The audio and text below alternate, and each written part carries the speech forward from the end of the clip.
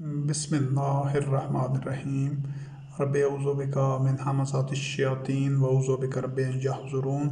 Rabbi ज़िदनी इल्मा rabbi इश्रह ली सदरी व यस्सिरनी अमरी वहलुल उक़दतम मिन लिसानी यफ़क़हू क़ौली।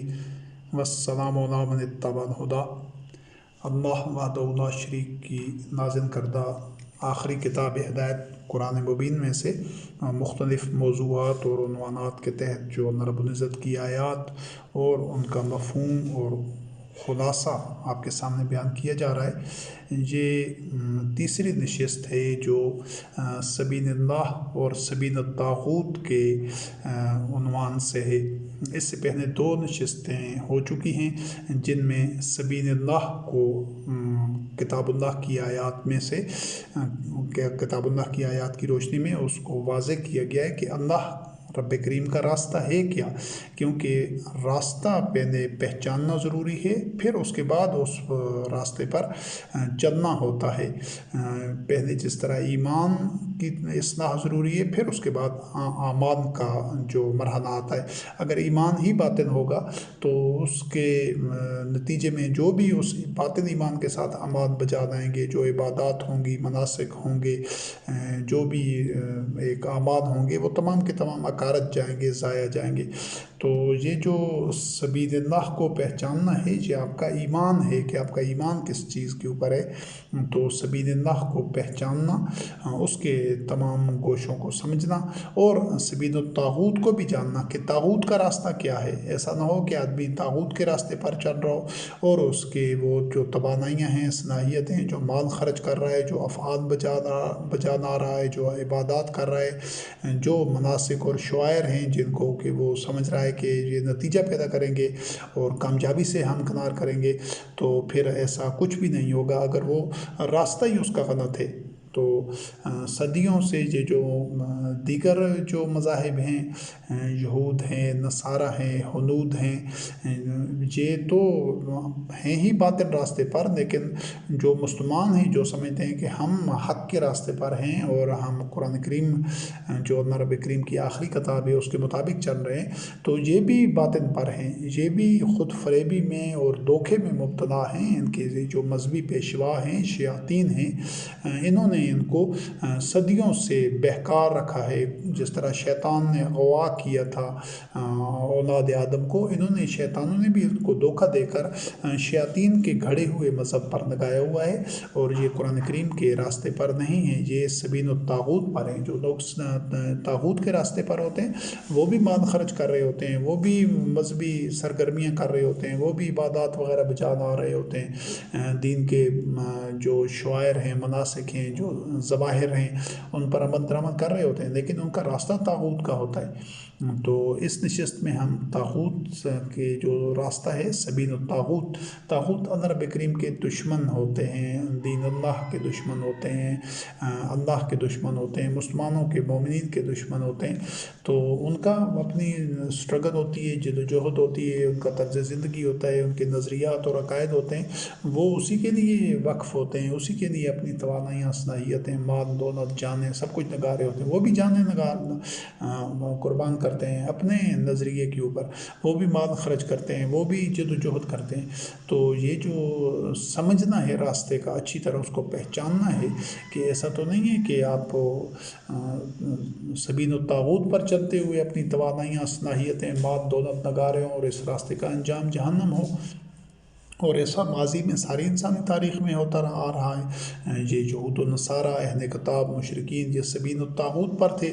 वो उसके लिए जंगें भी लड़ रहे थे, माल भी खर्च कर रहे थे और इबादत वगैरह शआयर पर भी कारबान थे। तो ये सबील ताग़ूत को पहली दो नशिस्तों में सबीलुल्लाह को वाज़े किए गया है। आज सबील ताग़ूत को इस नशिस्त में वाज़े किया जाएगा इंशाअल्लाह। तो सबील ताग़ूत जिस तरह जो अल्लाह का रास्ता है सबीलुल्लाह, वो नौ इंसानी को जो भी उस पर गामज़ान होते हैं उनको ज़ुल्मात से निकाल कर नूर में ले जाता है। ये उसकी तासीर है, ये उसकी खासियत है। बिल्कुल इसी तरह ये जो सबील ताग़ूत है, ये अगर इंसान नूर में है, रोशनी में है, हदायत पर है और वो सबील ताग़ूत पर चलना शुरू करता है सबीलुल्लाह को छोड़कर, तो ये उसको उन نور سے نکال کر ظلمات میں لے جائے گا یہ راستہ، چاہے اس پر چلنے والا کوئی فرد انفرادی طور پر ہو، کوئی قبیلہ ہو، کوئی قوم ہو، یا کوئی جنریشنز ہوں، پوری نسلیں ہوں۔ محمد رسول اللہ علیہ السلام خاتم النبیین رحمۃ للعالمین، تاریخ انسانی میں وہ سبیل اللہ پر گامزن ہونے والا وہ آخری کاروان تھا جو آپ علیہ السلام اور آپ کے متبعین رضوان اللہ علیہم کا تھا۔ اس کے بعد یہ بتدریج جو اگلی نسلیں تھیں وہ بتدریج اس نور کو چھوڑ کر ظلمات میں آتی گئی، داخل ہوتی گئی، اور آج ہم جس عہد میں جی رہے ہیں یہ تو گھٹاٹوپ اندھیروں میں ہے، یہاں سے امید کی اور روشنی کی کوئی کرن تک نظر نہیں آ رہی۔ وہ روشنی آج بھی اسی طرح فضا میں، ماحول میں موجود ہے، نصف النہار کے سورج کی طرح قرآن کریم موجود ہے ہمارے پاس، اور اس میں وہی صلاحیت ہے نور میں لے جانے کی۔ لیکن صدیوں سے یہ جو گزشتگان ہیں جنہوں نے کہ یہ 1400 سال میں جن کو اکابرین کہا جاتا ہے، زوما اور سادتنا و کبرانا، بڑے بڑے جن کو بزرگان، فقی، محدثین، ائمہ اور دیگر اولیاء وغیرہ کے ان کو ٹائٹل دیے گئے ہیں، وہ تمام کے تمام اس نور کے راستے میں رکاوٹیں کھڑی کرتے رہے ہیں، اور مسلم قوم کو خاص طور پر یہود و نصارہ تو پہلے بھی ظلمات میں جا چکے تھے، وہ آج بھی ظلمات میں ہیں اسی طرح یہود، ہنود، نصارہ، لیکن یہ جو آخری کاروان تھا، یہ سبیل اللہ کے راستے کے جو مسافر تھے، ان کی اگلی نسلیں بھی، ان شیاطین نے، یہ مذہبی پیشواؤں نے ایک اپنی طرف سے مذہب ایجاد کر کے، شیاطین والا مذہب اس کو گھڑ کے، اور نئی نئی کتابیں لے کر آتے رہے، نئی نئی شخصیات کے افعال و اقوال لے کر آتے رہے۔ ہر کتاب ایک دیوار ثابت ہوئی، روشنی کے راستے میں، قرآن کے راستے میں ایک اور حجاب انہوں نے ڈال دیا، اور کتاب لکھی گئی۔ سب سے پہلے آغاز ان کا احادیث کی کتابوں سے ہوا، احادیث، روایات اور سنت کی، پھر اس کے اسرائیلیات کے جو مذہبی لٹریچر تھا، باقیات تھیں اسرائیلی عقائد کے، اور ان کے جو جہالتیں تھیں اور جو باطن عقائد اور توہمات تھے، خرافات تھی، ان کی بنیاد کے اوپر پھر مختلف تفاسیریں لکھی گئی، قرآن کریم کی تشریحات لکھی گئی۔ پر جوں وہ وقت گزرتا گیا اور زیادہ اندھیرے گہرے ہوتے چلے گئے، پھر مختلف شخصیات کے حوالے سے جو ان کے افکار، نظریات، جو بزرگان جن کو کہا جاتا ہے، ان کے سے منسوب ان کی ذاتی اعمال، نظریات، عقائد، عبادات وغیرہ ان سے اخذ کی جاتی رہیں، تو پھر اور زیادہ اندھیرے گہرے ہوتے گئے۔ تو یہ تاریخ غاروں میں یہ جو صدیوں سے ایک سفر کر کے نو انسانی پہنچ چکی ہے، خاص طور پر مسلمان قوم، تو ان ظلمات سے نکالنے کے لیے اس سبیل الطاغوت کو چھوڑنا پڑے گا۔ ان ظلمات سے نکلنے کے لیے تو اس سبیل الطاغوت کو چھوڑنے سے پہلے اس کو اچھی طرح سمجھنا ضروری ہے۔ جب اس کا شعور آ جائے گا، سمجھ لیا جائے گا کہ سبیل الطاغوت ہے کیا، طاغوت کا راستہ ہے کیا، تو پھر اس کو چھوڑنا ممکن ہو جاتا ہے، واضح ہو جاتا ہے۔ تو یہ وہ راستہ ہے جو قوم یا فرد یا معاشرہ جو نور میں ہو، تو اگر وہ سبیل الطاغوت پر سفر کرتا ہے تو وہ نور سے اس کو نکال کر ظلمات میں لے آتا ہے۔ یہ اس راستے کی ایک پہچان ہے، اس کی تاثیر ہے اور شناخت ہے۔ تو اس کو قرآن کریم میں سبیل المجرمین بھی کہا گیا ہے، مجرمین کا راستہ ہے، سبیل الغی بھی کہا گیا ہے، یہ ایک گمراہی اور سرکشی کا راستہ ہے۔ سبیلہ بھی قرآن مجید میں اس کو کہا گیا ہے، برا راستہ، بدترین راستہ، اور اس کو سبیل المفسدین بھی کہا گیا ہے کہ یہ مفسدین کی راہ ہے، مفسدین فساد کرنے والوں کا راستہ ہے۔ اس کو سبیل الجاہلین بھی کہا گیا ہے کہ جو جاہل ہوتے ہیں، جو بس محض امانیوں، اپنی ظن و تخمین پر، اٹکل پچو پر چلتے ہیں، ان کو کتاب کا علم ہی نہیں ہوتا، وہ جانوروں کی سطح پر زندہ ہوتے ہیں، ان کا راستہ ہوتا ہے۔ اور آخر میں اس کو بین ذالک سبیلہ بھی کہا گیا ہے۔ بین ذالک سبیلہ درمیان کا راستہ، جس کو لوگ سمجھ رہے ہوتے ہیں کہ ہم درمیانی راستہ پر ہیں، لیکن حقیقت میں یہ درمیان کا راستہ ہوتا نہیں ہے۔ یہ وہی کیفیت ہوتی ہے جو یہود کی تھی کہ افتؤمنون ببعض الکتاب وتکفرون ببعض، کہ وہ کتاب کے بعض احکامات پر تو ایمان لاتے تھے اور بعض سے انکار کر رہے تھے۔ تو یہ جو راستہ جس کو بین ذالک کا سبیلہ، وہ درمیان راستہ، یعنی کچھ چیزیں ماننی اور کچھ نہ مانی، تو یہ بھی اصل میں سبیل الطاغوت ہی ہوتا ہے، کیونکہ اس کا بھی جو انجام ہوتا ہے وہ جہنم ہی ہوتا ہے۔ تو اس کا بھی یہ بین ذالک کا سبیلہ، درمیانی راستہ اختیار کرنے والا بھی جو فرد ہو، چاہے قوم ہو، چاہے معاشرہ ہو، اس کا جو ٹھکانہ ہوتا ہے وہ بھی دنیا میں بھی خزیون ہوتا ہے، ذلت رسوائی، اور آخرت میں بھی وہ جہنم میں جاتا ہے۔ تو ان کی پہچان کے بعد ہم ابتدا کرتے ہیں آیات کی روشنی میں اس کو سمجھنے کی۔ سورۃ النساء کی آیت نمبر 76 ہے، وَالَّذِينَ كَافَرُوا يُقَاتِلُونَ فِي سَبِيلِ الطَّاغُوتِ فَقَاتِلُوا أَوْلِيَاءَ الشَّيْطَانِ إِنَّ كَيْدَ الشَّيْطَانِ كَانَ ضَعِيفًا، کہ جو لوگ کفر کرتے ہیں تو وہ بھی حق کے خلاف قتال کرتے ہیں، لڑتے ہیں، جنگ کرتے ہیں، اپنی جانیں لگاتے ہیں، مال لگاتے ہیں، تو وہ کس کے راستے میں لڑ رہے ہوتے ہیں؟ وہ طاغوت کے راستے میں۔ وہ جو طاغوت وہ قوتیں ہوتی ہیں جو وحی کا اتباع نہیں کرتی، اور بڑی ان کے پاس اختیار و اقتدار ہوتا ہے، اور اللہ رب کریم کی نازل کردہ وحی کا اتباع نہیں کرتی، اس کے مطابق وہ معاملات اور سیٹ اپ نہیں چلاتی، چاہے وہ سیاسی معاملات ہوں، چاہے معاشی معاملات ہوں، چاہے جیوڈیشری سے عدل و قسط سے متعلق معاملات ہوں، زندگی کا کوئی بھی شعبہ ہو، تو وہ اپنے امور اور معاملات قرآن کریم کے وحی کے مطابق نہیں چلاتے، بلکہ اس میں یا تو وحی کے ساتھ کسی اور ظلم اور شرک کی باطن کی آمیزش کرتے ہیں، یا پھر وحی سے کلی اور قطعی طور پر انکار ہی کر دیتے ہیں۔ تو جو بھی صورتحال ہو، تو وہ جو لوگ ہوتے ہیں وہ سبیل الطاغوت پر ہوتے ہیں۔ تو اللہ رب کریم نے فرمایا کہ ان کے فقاتلوا اولیاء الشیطان، یہ شیطان کے جو اولیاء ہیں، ان کے دوست دار ہیں، ان کے جو ان کے ساتھ دوستی اور تعلق ہے شیطان کا، تو ان کے ساتھ تم لڑو۔ اور شیطان کی یہ جو چال ہے، اس کی جو تدبیر ہے، وہ کمزور ہوتی ہے، یعنی وہ شکست کھائیں گے۔ یہاں شیاطین سے مراد یہ ہے کہ یہ جو مذہبی پیشوا جو وحی کا اتباع نہیں کرتے، بلکہ وحی کے علاوہ دیگر انہوں نے اپنی طرف سے جو عقائد و نظریات گھڑ دیے ہوتے ہیں، اور لوگ وہ کہتے ہیں کہ یہ اللہ کی طرف سے ہیں، تو اللہ کی طرف سے قرآن کریم کے علاوہ کچھ بھی نہیں ہے۔ اور جو لوگ قرآن کریم کے علاوہ کوئی بھی چیز دین کے نام پر اختیار کرتے ہیں، تو وہ شیاطین کے راستے پر چلتے ہیں۔ تو یہ طاغوت اور شیاطین ایک ہی چیز ہوتے ہیں، کیونکہ جو قاتلون فی سبیل الطاغوت، کافر طاغوت کے راستے میں لڑتے ہیں، قتال کرتے ہیں، تو تم لڑو شیطان کے اولیاء کے ساتھ۔ اس کا مطلب ہے یہ جو کافر ہوتے ہیں یہی شیطان کے اولیاء ہوتے ہیں، اور یہی طاغوت کو سپورٹ کرنے والے، پروٹیکٹ کرنے والے ہوتے ہیں۔ تو ان کی یہ جو چالیں ہوتی ہیں یہ بڑی کمزور ہوتی ہیں، یعنی جب یہ حق کے سامنے آتے ہیں تو پھر ان کا وجود باقی نہیں رہتا، ان کو دوام نہیں رہ سکتا جب حق آشکارا ہوتا ہے۔ اس کے بعد سورۃ النساء کی آیت نمبر 150 151 ہے، ان الذین یکفرون باللہ ورسلہ ویریدون ان یفرقوا بین اللہ ورسلہ ویقولون نؤمن ببعض ونکفر ببعض ویریدون ان یتخذوا بین ذلک سبیلا اولئک هم الکافرون حقا۔ ان آیات، یہ دو آیات ہیں، اس میں سمجھیے گا کہ جو لوگ کفر کرتے ہیں ان الذین اللہ سے اور رسول علیہ السلام سے، یعنی اللہ اور رسول سے مراد ہے وہ نظام جس میں وحی کا اتباع ہو رہا تھا محمد رسول اللہ علیہ السلام کی زندگی میں، یہ کوئی انفرادی معاملات نہیں تھے،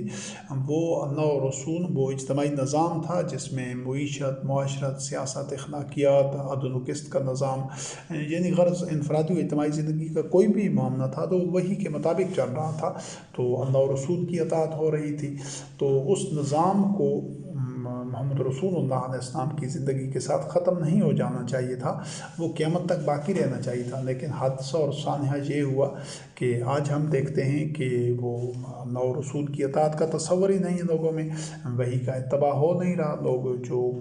قرآن کے علاوہ، چونکہ قرآن سے تو ہجرت کر چکے ہیں، قرآن کو چھوڑ چکے ہیں، تو دیگر جو آدمیوں کی لکھی ہوئی کتب ہیں، عقائد و نظریات اور اعمال ہیں، لوگ ان پر عمل کر رہا ہے۔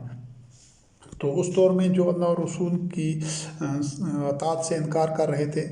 وہ آج اس کی صورت یہ ہے کہ وہ آج بھی جو لوگ صرف قرآن کریم کے اتباع کے اوپر قیام نہیں کرتے، اس پر جڑ نہیں جاتے اور اسی کا قرآن کی اتباع کا جو پرچم نہیں اٹھاتے، اس کے ساتھ اور چیزیں شامل کرتے ہیں، تو وہ اللہ اور رسول کی اطاعت نہیں کر رہے۔ صرف اللہ اور رسول کی اطاعت آج کے دور میں اور قیامت تک کے دور میں اس صورت میں ممکن ہے کہ لوگ اسی طرح، اسی سٹرکچر، اسی میکانزم کے ساتھ جو محمد رسول اللہ علیہ السلام خاتم النبیین کے عہد میں تھا، اس قرآن کی اتباع کو یقینی بنائیں کہ ہر شعبہ زندگی میں قرآن کی اتباع ہو رہی ہو، صرف اس فرق کے ساتھ کہ اس وقت محمد رسول اللہ علیہ السلام خاتم النبیین موجود تھے، آپ اللہ کے آخری نبی تھے، اس کے بعد کسی نبی نے نہیں آنا، تو وہ جو ذمہ داریاں تھیں، وہ جو ایک وحی کا اتباع خود بھی کرنا تھا اور دوسرے مومنین کے لیے بھی امر کو طے کرنا تھا، پالیسیاں بنانی تھی اور قواعد و ضوابط طے کرنے تھے ساری قریش کے مومنین مسلمین کے لیے،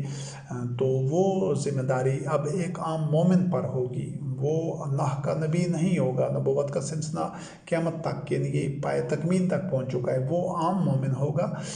لیکن اس کے اندر وہ جو دیگر مومنین کی نسبت اس میں تقوی، علم اور اعصابی مضبوطی اور اہلیت یہ دوسروں سے بہتر ہوگی، تو وہ امام ہوگا، امام المتقین ہوگا، اور اس کے ساتھ جو اولاد امر ہوں گے وہ اس کی جو کابینہ میں یا مشاورت کے لیے اس کے ساتھ ہوں گے، اور وہ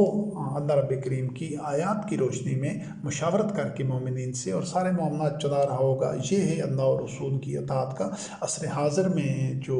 عملی شکل۔ لیکن ہم دیکھتے ہیں کہ پورے قریش پر کہیں پر بھی جو مسلمان ممالک اپنے آپ کو کہتے ہیں، وہاں پر بھی اللہ اور رسول کی اطاعت نہیں ہو رہی، بلکہ وہاں پر بھی نام تو قرآن کریم کا ہے، لیکن حقیقت میں جو اطاعت اور اتباع ہے وہ احادیث کی، سنت کی، روایات کی اور دیگر خود ساختہ جو اکابرین ہیں، زعماء ہیں، جن کو وہ علماء، فقہاء، ائمہ کہتے ہیں، ان کی اطاعت ہو رہی ہے۔ تو یہ ایمان کے ساتھ ظلم ہے، تنبیس سے ظلم کی اور باطن کو شامل کیا گیا ہے قرآن مجید کے ساتھ، تو اس وجہ سے یہ بھی طاغوت کے راستے پر ہیں۔ تو جو لوگ کفر کرتے ہیں آج، یہ سب جو مسلمان ہیں، یہ دانستہ یا نادانستہ طور پر یہ اللہ اور رسول کی اطاعت سے کفر اختیار کر چکے ہیں عملی طور پر، چاہے ان میں سے اکثریت کو اس کو شعور ہی نہیں ہے، لیکن جو بالادست مذہبی پیشوا ہیں جو کہ سارے کفر کے ارتکاب کے لیے وہ ایک ان کو لیڈ کر رہے ہیں، ائمۃ الکفر جو ہیں، تو یہ مذہبی پیشوا اللہ اور رسول کے سے کفر کرنے والے ہیں، اور یہ چاہتے کیا ہیں، وَيُرِيدُونَ أَن يُفَرِّقُوا بَيْنَ اللَّهِ وَرُسُلِهِ، کہ یہ اللہ اور رسول کے درمیان فرق کریں۔ اس دور میں بھی یہی چاہ رہے تھے وہ جو کافرین تھے، کفار تھے، تو آج بھی یہ یہی چاہتے ہیں۔ اللہ اور رسول کے درمیان فرق کرنے سے مفہوم یہ ہے کہ یہ دو طرح سے اس کے حوالے ہیں، جو اگلا حصہ آیت کا وَيَقُولُونَ نُؤْمِنُ بِبَعْضٍ وَنَكْفُرُ بِبَعْضٍ وَيُرِيدُونَ أَن يَتَّخِذُوا بَيْنَ ذَلِكَ سَبِيلًا أُولَٰئِكَ هُمُ الْكَافِرُونَ حَقًّا۔ تو اللہ اور رسول نے کفر کرنے سے، جس طرح یہ مسلمان صدیوں سے کفر کر رہے تھے، یہود و نصارہ بھی اس طرح کفر کر رہے تھے کہ انہوں نے اللہ رب کریم کی جو وحی تھی اس کا تو جتنی ان کے پاس محفوظ تھی یا جس حد تک، لیکن اس کے ساتھ وہ انہوں نے رسول علیہ السلام سے منسوب جو مواد، یہ حالانکہ لکھا ہوا ان کے مذہبی پیشواؤں کا اپنے ہاتھ سے ہوتا تھا، لیکن اس سے منسوب جو ملفوظات، اعمال، عقائد، نظریات ہوتے تھے، حالانکہ وہ اللہ رب کریم کی وحی نہیں ہوتی تھی، اس کو جو دین قرار دیتے تھے، تو یہ اللہ اور رسول کے درمیان کفر ہو جاتا تھا، کیونکہ تمام انبیاء اور رسول علیہ السلام، اللہ اور رسول کے درمیان فرق ہو جاتا تھا، کیونکہ تمام انبیاء اور رسول علیہ السلام نے لوگوں سے اپنی ذاتی حیثیت سے اطاعت و اتباع نہیں کرائی، وہ خود یہی اعلان کرتے تھے کہ ہم جو وہی ہم پر نازل کی گئی ہم اسی کا اتباع کرتے ہیں، تو شخصیت پرستی کا تو دین میں تصور ہی نہیں ہے، اور تمام انبیاء اور رسول علیہ السلام کا راستہ ایک ہی تھا کہ وہ صرف اللہ کی اطاعت اتباع کر رہے تھے، اللہ کی نازل کردہ وحی کی، اور مومنین پھر انبیاء اور رسول علیہ السلام کی اطاعت کر کے ان کے ہم سفر تھے اسی راستے پر، اتباع وحی کے راستے پر۔ تو یہ جو اللہ اور رسول کے درمیان جو کفر کرنا ہے یہ یہی، اور پھر مسلمانوں نے اس کفر کو یہود و نصارہ سے بڑھ چڑھ کر رہے ہیں صدیوں سے، کہ انہوں نے اللہ رب کریم کی جو اطاعت ہے اور اتباع ہے تو وہ تو اس کی کہا زبانی کہہ دیا، علامتی طور پر عقیدے کی حد تک نمائشی طور پر کہ اللہ کی اطاعت تو قرآن کریم کی اطاعت اور اتباع ہے اس کی صورت میں، اور محمد رسول اللہ علیہ السلام کی جو اطاعت ہے وہ حدیث کے ذریعے ہے، سنت کے ذریعے ہے، وہ شان نزول اور دیگر جتنا اسرائیلیات کا مواد ہے اس کی بنیاد کے اوپر لکھی ہوئی تفصیل اور تشریح اور جو شرح لکھی گئی ہے اور تفسیر لکھی گئی ہے اس کے مطابق چلا جائے، اس کے مطابق اعمال، افعال اور نظریات اور عقائد بنا لیے جائیں، تو یہ محمد رسول اللہ علیہ السلام کی اطاعت ہوگی۔ یعنی انہوں نے اللہ اور رسول کے درمیان فرق کر دیا، اللہ کی اطاعت قرآن میں سے منسوب کر دی کہ وہ قرآن میں ہے، وحی کے اندر جو احکام ہیں ان پر عمل کرنا اللہ کی اطاعت ہے، اور جو کچھ احادیث، روایات اور سنت اور دیگر جو اس طرح کی کتب ہیں ان میں ہے تو وہ رسول کی اطاعت ہے۔ تو یہ جو اللہ اور رسول میں فرق کرنا ہے اس کے مرتکب پہلے یہود و نصارہ اور مشرکین ہو چکے تھے، بنی اسرائیل خاص طور پر، تو اس کے بعد یہ صدیوں سے مسلمان بھی اسی کے مرتکب ہو رہے ہیں۔ اور دوسرا وہ جو یہود و نصارہ تھے ان کا یہ بھی ایک باطل موقف تھا کہ وہ یہود کہتے تھے کہ ہم گزشتہ انبیاء اور رسول علیہ السلام پر تو ایمان لاتے ہیں لیکن عیسیٰ علیہ السلام پر ایمان نہیں لاتے تھے، اور اسی طرح جو عیسائی تھے وہ کہتے تھے کہ ہم عیسیٰ علیہ السلام اور اس سے پہلے والے انبیاء اور رسول پر تو ایمان لاتے ہیں، ہم محمد رسول اللہ علیہ السلام پر ایمان نہیں لاتے۔ تو یہ دونوں صورتیں باطن تھیں، وَيَكُونُونَ نُؤْمِنُ بِبَعْضٍ وَنَكْفُرُ بِبَعْضٍ وَيُرِيدُونَ أَن يَتَّخِذُوا بَيْنَ ذَلِكَ سَبِيلًا، کہ وہ چاہتے تھے کہ ان کے درمیان میں کوئی راستہ نکال لیں، یعنی کہ ہم موسیٰ علیہ السلام، موسیٰ کلیم اللہ علیہ السلام تک یا عیسیٰ روح اللہ علیہ السلام کی زندگی تک تو انبیاء اور رسول کی جو وہ علامتی نمائشی طور پر جو اطاعت کر رہے تھے وہ کریں، لیکن محمد رسول اللہ علیہ السلام کی اطاعت نہ کریں۔ تو یہ جو سوچ تھی، نظریہ تھا، جو اپروچ تھی، یہ اس کو رب کریم نے فرمایا کہ وہ درمیانی راستہ پکڑتے ہیں نا، کہ نؤمن ببعض ونکفر ببعض، کہ بعض انبیاء اور رسول علیہ السلام پر ایمان لاتے ہیں اور بعض سے انکار کرتے ہیں، اور وہ چاہتے ہیں کہ ان کے درمیان ہی کوئی راستہ اختیار کیا جائے۔ تو ان کے بارے میں اللہ رب کریم نے فرمایا کہ ہم کافرون حقا، وہ تو پکے کافر ہیں۔ اب یہاں سے یہ سمجھنا بڑا ضروری ہے کہ بجائے اس کے کہ وہ ایمان کا دعویٰ بھی کر رہے تھے اور اس کے علاوہ وہ عبادات بھی بجا لا رہے تھے، وہ حلال حرام کی پابندی بھی کر رہے تھے، یہود و نصارہ، بنی اسرائیل، مشرکین وغیرہ، لیکن اس کے باوجود اللہ رب کریم نے ان کے متعلق فرمایا ہم کافرون حقا، وہ تو بالکل پکے ٹھکے کافر ہیں۔ تو آپ یہاں پر دیکھ لیں کہ یہ جو بظاہر عبادات ہیں یا ایمان کا دعویٰ ہے یا شعائر ہیں، دین کے مناسک ہیں، حلال حرام کی پابندی ہے، اس کے باوجود بھی آدمی کافر رہتا ہے اگر وہ سبیل اس کا درست نہیں ہے، اس کا راستہ درست نہیں ہے، وہ طاغوت کے راستے پر ہے۔ اور اس چیز کی اللہ رب کریم نے پہلے وضاحت ہو چکی ہے کہ وہ جبت اور طاغوت پر ایمان لاتے تھے، تو اسی وجہ سے ان کی وہ عبادات اور ان کے جو سارا طرز عمل تھا، کاوشیں تھی، وہ سب کے سب اکارت جا رہی تھی کہ ان کا راستہ ہی غلط تھا۔ وہ پکے کافر تھے باوجود یہ کہ وہ ایمان کا دعویٰ کر رہے تھے۔ تو اس کے بعد سورۃ الانعام کی آیت نمبر 55 میں اس میں اللہ رب کریم نے فرمایا وَكَذَلِكَ نُفَصِّلُ الْآيَاتِ وَلِتَسْتَبِينَ سَبِيلُ الْمُجْرِمِينَ، یہاں پر اسی جو سبیل الطاغوت ہے اس کو سبیل المجرمین کہا گیا ہے کہ ہم اپنی آیات کی خود تفصیل کرتے ہیں، ان کو کھول کھول کر بیان کرتے ہیں بڑی تفصیل کے ساتھ، تاکہ مجرمین کا رستہ آشکارا ہو جائے، بیان ہو جائے، صاف نظر آئے لوگوں کو کہ مجرمین کا راستہ کون سا ہے نا، ان کے اعمال کیا ہوتے ہیں، نتائج کیا ہوتے ہیں، یہ ساری چیزیں قرآن کریم میں بیان کی گئی ہیں۔ یہ مجرمین وہی ہوتے ہیں جو وحی کا اتباع نہیں کرتے، اعتراض عجیب و غریب کرتے ہیں، مطالبات کرتے ہیں طرح طرح کے، وہ سب کے سب مجرمین ہوتے ہیں۔ اور سورۃ الاعراف کی آیت نمبر 142 میں اللہ رب کریم نے فرمائے وَقَالَ مُوسَىٰ لِأَخِيهِ هَارُونَ اخْلُفْنِي فِي قَوْمِي وَأَصْلِحْ وَلَا تَتَّبِعِ السَّبِيلَ الْمُفْسِدِينَ، کہ موسیٰ کلیم اللہ علیہ السلام نے اپنے بھائی ہارون سے کہا کہ تم میری جانشینی کرنا، میرے بعد تم یہ ذمہ داری نبھانا بنی اسرائیل کو جو اللہ کے دین پر رکھنے کی، ان کی ہدایت کی اور اصلاح کی، تو یہ تمہاری ذمہ داری ہوگی، اور ان میں اصلاح کرنا اور مفسدین کے راستے پر نہ چلنا۔ जो फसाद पैदा करने वाले हैं। तो ये वही सबील तागूत है, उसमें जो फसाद पैदा किया था वो सामरी ने किया था। तो ये जो मजहबी पेशवा अपनी तरफ से इलाह कर देते हैं,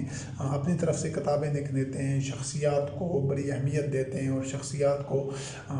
शख्सियत परस्ती शुरू कर देते हैं, तो यही मुफसिदीन हैं। इनके रास्ते को नहीं अपनाना, यही सबील तागूत होगा। और इसके बाद सूरत अल-आराफ की आयत नंबर 146 है, उसमें अल्लाह रब्बुल करीम ने फरमाया सअस्रिफ़ु अन आयाति अल्लज़ीना यतकब्बरूना फ़िल अर्ज़ि बिग़ैरिल हक़्क़ि व इन यरौ कुल्ला आयतिन ला युमिनू बिहा व इन यरौ सबीला रुश्द ला यत्तख़िज़ूहु सबीला व इन यरौ सबीलल ग़य्य यत्तख़िज़ूहु सबीला ज़ालिका बिअन्नहुम कज़्ज़बू बिआयातिना व कानू अन्हा गाफ़िलीन। वो गफलत में होते हैं, यानी जो कुरान करीम के मताने मानी और मफाहिम से आगाह ही नहीं है, उसने महज उसको अरबी ज़ुबान में पढ़ा है या हिफ्ज़ किया है, उसको पता ही नहीं है कि इस किताब का कोर थाट क्या है, इसका मैसेज क्या है, इस किताब का पाराबंद करने की एक वो तकाज़े क्या हैं, वो कौन से रास्ते पर है इंसान को चलाती है, वो सबीलुल्लाह है क्या, सबीलुत तागूत क्या है। जो लोग ये नहीं जानते तो उन्हीं के मुताबिक अल्लाह रब्बुल करीम ने फरमाया कि मैं अपनी आयात को ऐसे लोगों को अपनी आयात से दूर रखूँगा, महरूम ही रहेंगे, वो उसका इत्तबा नहीं करेंगे बल्कि इनकार ही करेंगे। कौन से लोग? जो ज़मीन में नाहक तकब्बर करते हैं, अपनी किबरियाई चाहते हैं, ख़ुद वो अपने आप को बड़ा समझ रहे होते हैं, वो अल्लाह रब्बुल करीम के आगे सर तस्लीम खम नहीं करते अल्लाह की आयत के सामने। तो वो आयत से, अल्लाह रब्बुल करीम से की आयत से वो दूर ही रहते हैं। और वो अगर तमाम अल्लाह की आयत देखें तो फिर भी ईमान नहीं लाते, और अगर उनको सबील रुश्द यानी कि हदायत का, नेकी का, भलाई का रास्ता जो कुरान करीम में है वो उनके सामने आए तो वो उस रास्ते पर नहीं चलते। और अगर उनके सामने सबीलुल ग़य्य आए यानी सरकशी का, बुराई का, बदी का और बातिल और ग़लत रास्ता उनके सामने आए तो वो उस रास्ते पर चलते हैं। इस वजह से कि वो अल्लाह की आयत की तकज़ीब करते हैं और उससे, उन आयत से गफलत में होते हैं। वकानू अन्हा गाफ़िलीन। तो यहाँ आप देख रहे हैं कि ये जो सबील रुश्द है और सबीलुल ग़य्य, जो वही का इत्तबा है वो सबील रुश्द है। जो लोग तकब्बर नहीं करते, हर मामले ज़िंदगी में वही यानी कुरान करीम का इत्तबा करते हैं, वो लोग हैं सबील रुश्द पर। और जो वही का इत्तबा नहीं करते वो मुख्तलिफ़ मामलात में अपनी हवाए नफ्स का इत्तबा करते हैं, शहवात का या शयातीन के खड़े हुए मज़हब पर चलते हैं, तो वो सबीलुल ग़य्य पर होते हैं। और ये वो लोग होते हैं जो अल्लाह की आयत से गाफिल होते हैं, जो अल्लाह की आयत को हर वक्त, हर शुबह ज़िंदगी में, हर लम्हे अपने सामने रखते हैं, मद्देनज़र रखते हैं, उसके मुताबिक अपने इनफरादी और इज्तिमाई ज़िंदगी के तमाम मामलात को चलाते हैं, उससे हम आहंग रखते हैं। तो वो लोग होते हैं जो सबील रुश्द पर होते हैं। और ये सबील रुश्द जो है ये सबीलुल्लाह ही है, अल्लाह का रास्ता। और जो अगला हवाला है कुरान मजीद में से सबील तागूत से मुतल्लिक, वो है सूरत यूनस की आयत 88 से लेकर 90 तक। वकाला मूसा रब्बना इन्नका आतैता फ़िरऔना व मलअहू ज़ीनतन व अम्वालन फ़िल हयातिद दुनिया रब्बना लियुज़िल्लू अन सबीलिका रब्बना तमिस अला अम्वालिहिम व अश्दुद अला क़ुलूबिहिम फला युमिनू हत्ता यरवुल अज़ाबल अलीम काना क़द उजीबत दावतुकुमा फस्तक़ीमा वला तत्तबिआन सबीलल ज़ीना ला यालमून। मूसा कलीमुल्लाह अलैहिस्सलाम ने अपने रब से कहा कि ए हमारे रब, तूने फ़िरौन को और उसके जो साथी सरदार हैं, वो जो वज़रा हैं, उसकी काबीना के लोग हैं, उनको तूने ज़ीनत दी है, दुनियावी जो साजो सामान है, जो दुनियावी मादी अशिया हैं, माल दौलत है और दीगर जो आसाइशें, सहूलतें और ज़ेब ज़ीनत का सामान है, तो ये तूने उनको दिया है हयात अर्ज़ी में। तो वो लोगों को तेरे रास्ते से इसके ज़रिए भटकाते हैं, रब के रास्ते से फ़िरौन बनी इसराइल को या लोगों को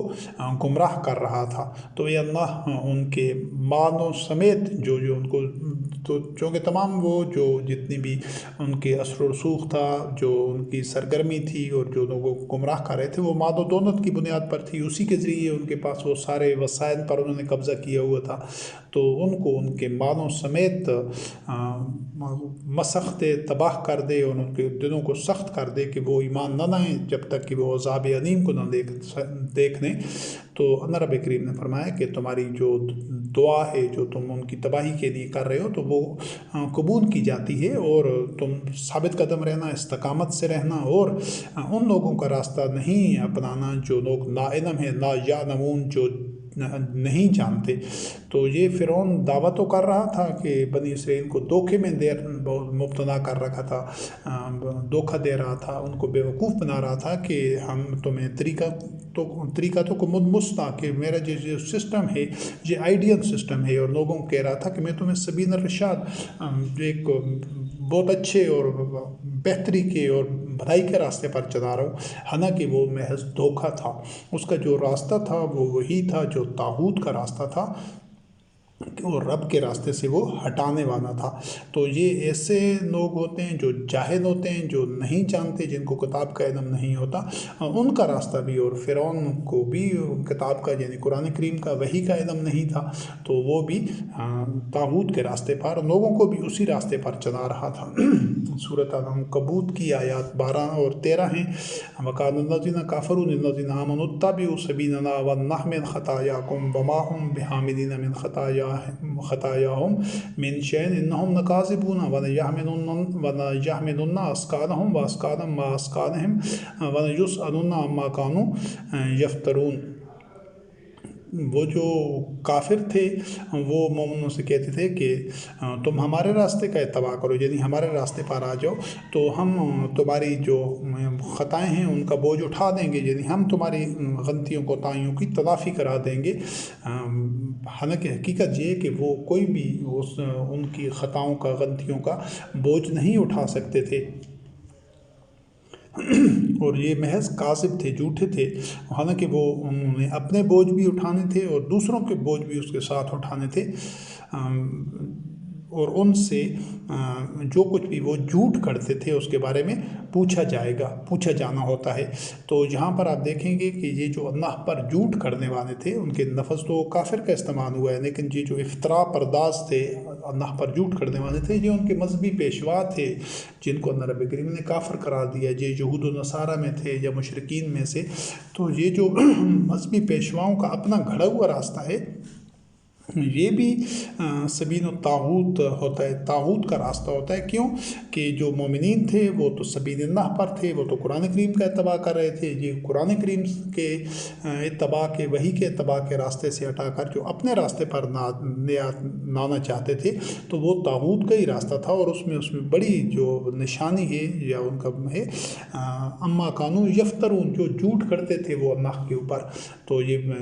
جو یہود و نصارہ بنی اسرائیل کے مذہبی پیشوا تھے، ان کی اکثریت اسی طرح جھوٹ کرتی تھی اللہ رب کریم پر۔ تو یہ آج بھی اور قیامت تک تمام انسانوں کو خود یہ دیکھنا چاہیے کہ اللہ رب کریم نے قرآن کریم میں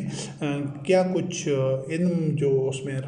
دیا ہے، قرآن کریم کے ذریعے جو ہدایت دی ہے، جو نور اور بصیرت اور رہنمائی دی ہے، اور جو پیمانے اور جو کلمات اللہ اور سنت اللہ بیان کی ہے، جو امر ہے، جو نہیں ہے، جو خیر ہے، جو شر ہے، تو وہ خود ہر بندے کی ذمہ داری ہے کہ وہ قرآن کریم میں سے خود اس کو سمجھے اور اس کے مطابق اپنا ایک جائزہ لے، اور اپنے اعمال کو، عقائد کو، نظریات کو، ایمان کو، اور جو اس کو نتائج مل رہے ہیں ان سب کو کتاب اللہ کی روشنی میں خود پرکھے۔ یہ جو پوری دنیا کی بھاری اکثریت ہوتی ہے ہر مذہب میں، خاص طور پر مسلمانوں میں بھی اور دیگر مذاہب میں بھی، کہ جو کچھ انہوں نے مذہبی پیشواؤں سے، جو مولوی ہیں، جو ان کے پنڈت ہیں، جو پادری ہیں، جو بھی ہیں، ان کے پیر ہیں، صوفی، ان سے جو کچھ سنا اس کو ٹھیک سمجھا اور اسی کے مطابق ہی زندگی گزار دی، تو یہ جانوروں کی سطح ہے۔ جو خود غور و فکر کر کے دین کو سمجھتا ہے، پوری کوشش کرتا ہے، اس کو اولین ترجیح پر رکھتا ہے، کیونکہ یہ بھی سبیل اللہ پر چلنے کی جد و جہد کا پہلا مرحلہ ہے کہ اس کو خود کتاب اللہ کا براہ راست علم ہو۔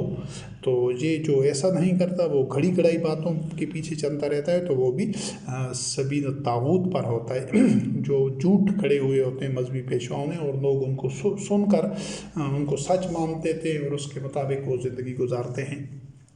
اور سورۃ المومن میں یہ اسی چیز کا حوالہ ہے، آیت نمبر 29 سے، کانا فرعون ما اریکم انما ارا وما اہدیکم الا سبیل الرشاد، کہ میں تو تمہیں وہی دکھا رہا ہوں جو میں خود ٹھیک دیکھتا ہوں، اور میں تمہیں سبیل الرشاد یعنی بھلائی کے راستے کی طرف رہنمائی کر رہا ہوں۔ جی وہ دھوکہ دے رہا تھا زبان سے کسی کے یہ کہنے سے کہ یہ جو راستہ میں بتا رہا ہوں یہ ٹھیک ہے، کسی کے محض دعوے سے وہ کبھی بھی درست نہیں ہوتا۔ اس کے دعوے کو چاہے کوئی بھی ہو، چاہے پیر ہو، صوفی ہو، کوئی امام ہو، مذہبی پیشوا ہو، محدث ہو، مولوی ہو، لوگ اس کو علامہ کہیں، جو کچھ بھی کہیں، یا کوئی تاریخی کتابیں ہیں، احادیث، روایات، سنت کی، شان نزول کی، تفسیر کی، کسی بھی مذہبی پیشواؤں کی لکھی ہوئی کوئی کتابیں ہیں، تو ان کو قرآن کی کسوٹی میں پرکھیں گے تو آپ کو پتہ چل جائے گا سب باطل ہیں، ان کی ضرورت ہی نہیں دین میں۔ انہوں نے تو یہ شرک کا ارتکاب کر کے اللہ کے ساتھ اور انداد اللہ گاڑ دیے ہیں، اور یہ حقیقت تب آشکارا ہوتی ہے جب آپ اللہ کی کتاب کو خود پڑھیں گے۔ تو یہ کسی کے کہنے سے، یہ ہر مذہبی پیشوا، ہر فرقے والے، ہر جماعت والے خود یہ خزی فی الحیات دنیا میں ہیں، ذلت میں ہیں، پستی میں ہیں، شرک کے مرتکب ہو رہے ہیں، لیکن اپنے فرقے کو، اپنی جماعت کو، اپنے گروہ کو، اپنے مذہب کو کہہ رہے ہیں کہ ہم بالکل ٹھیک ہیں۔ تو کسی کے کہنے سے کوئی غلط چیز درست نہیں ہوتی۔ زہر کی شیشے کے اوپر تریاک کا اگر چپٹا لگا دیں، لیبل لگا دیں، تو وہ تریاک نہیں بن جائے گا، وہ زہر ہی رہے گا۔ اور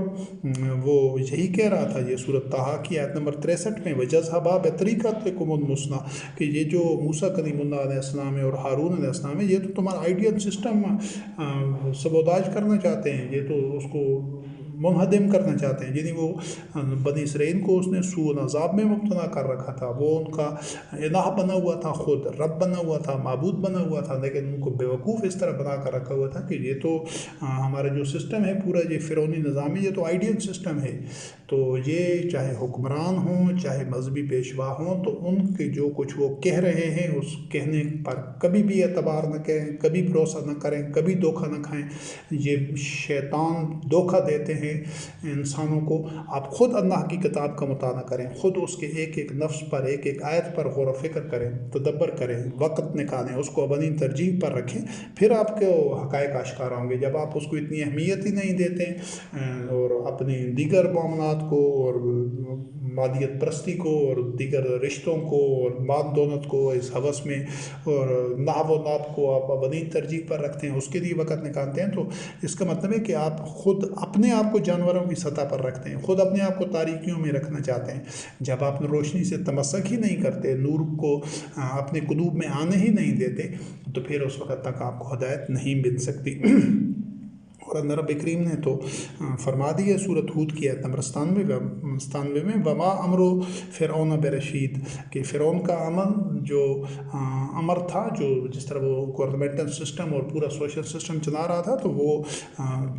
ٹھیک نہیں تھا، ہدایت اور پر نہیں تھا، وہ درست نہیں تھا، اس میں خیر و برکت نہیں تھی۔ حالانکہ وہ زبان سے کہہ رہا تھا کہ سبیل الرشاد، کہ میں تو تمہیں بہترین راستے پر چلا رہا ہوں۔ اور سورۃ طٰہٰ آیت نمبر 79 میں ہے، وَأَضَلَّ فِرْعَوْنُ قَوْمَهُ وَمَا هَدَىٰ، اس نے تو اپنی قوم کو گمراہ کیا ہوا تھا، ہدایت پر نہیں رکھا ہوا تھا، لیکن وہ کہہ رہا تھا کہ میں تمہیں بطریقتکم المثلیٰ، آئیڈیل سسٹم کے آئیڈیل راستے پر چلا رہا ہوں۔ تو ان آیات کی روشنی میں یہ جو جتنے بھی آپ کو مذہبی پیشوا، مولوی، پیر، صوفی، امام اور دیگر چاہے زندہ ہیں، چاہے ان کی وہ تصنیفات ہیں، جو کچھ ہیں، وہ جو انہوں نے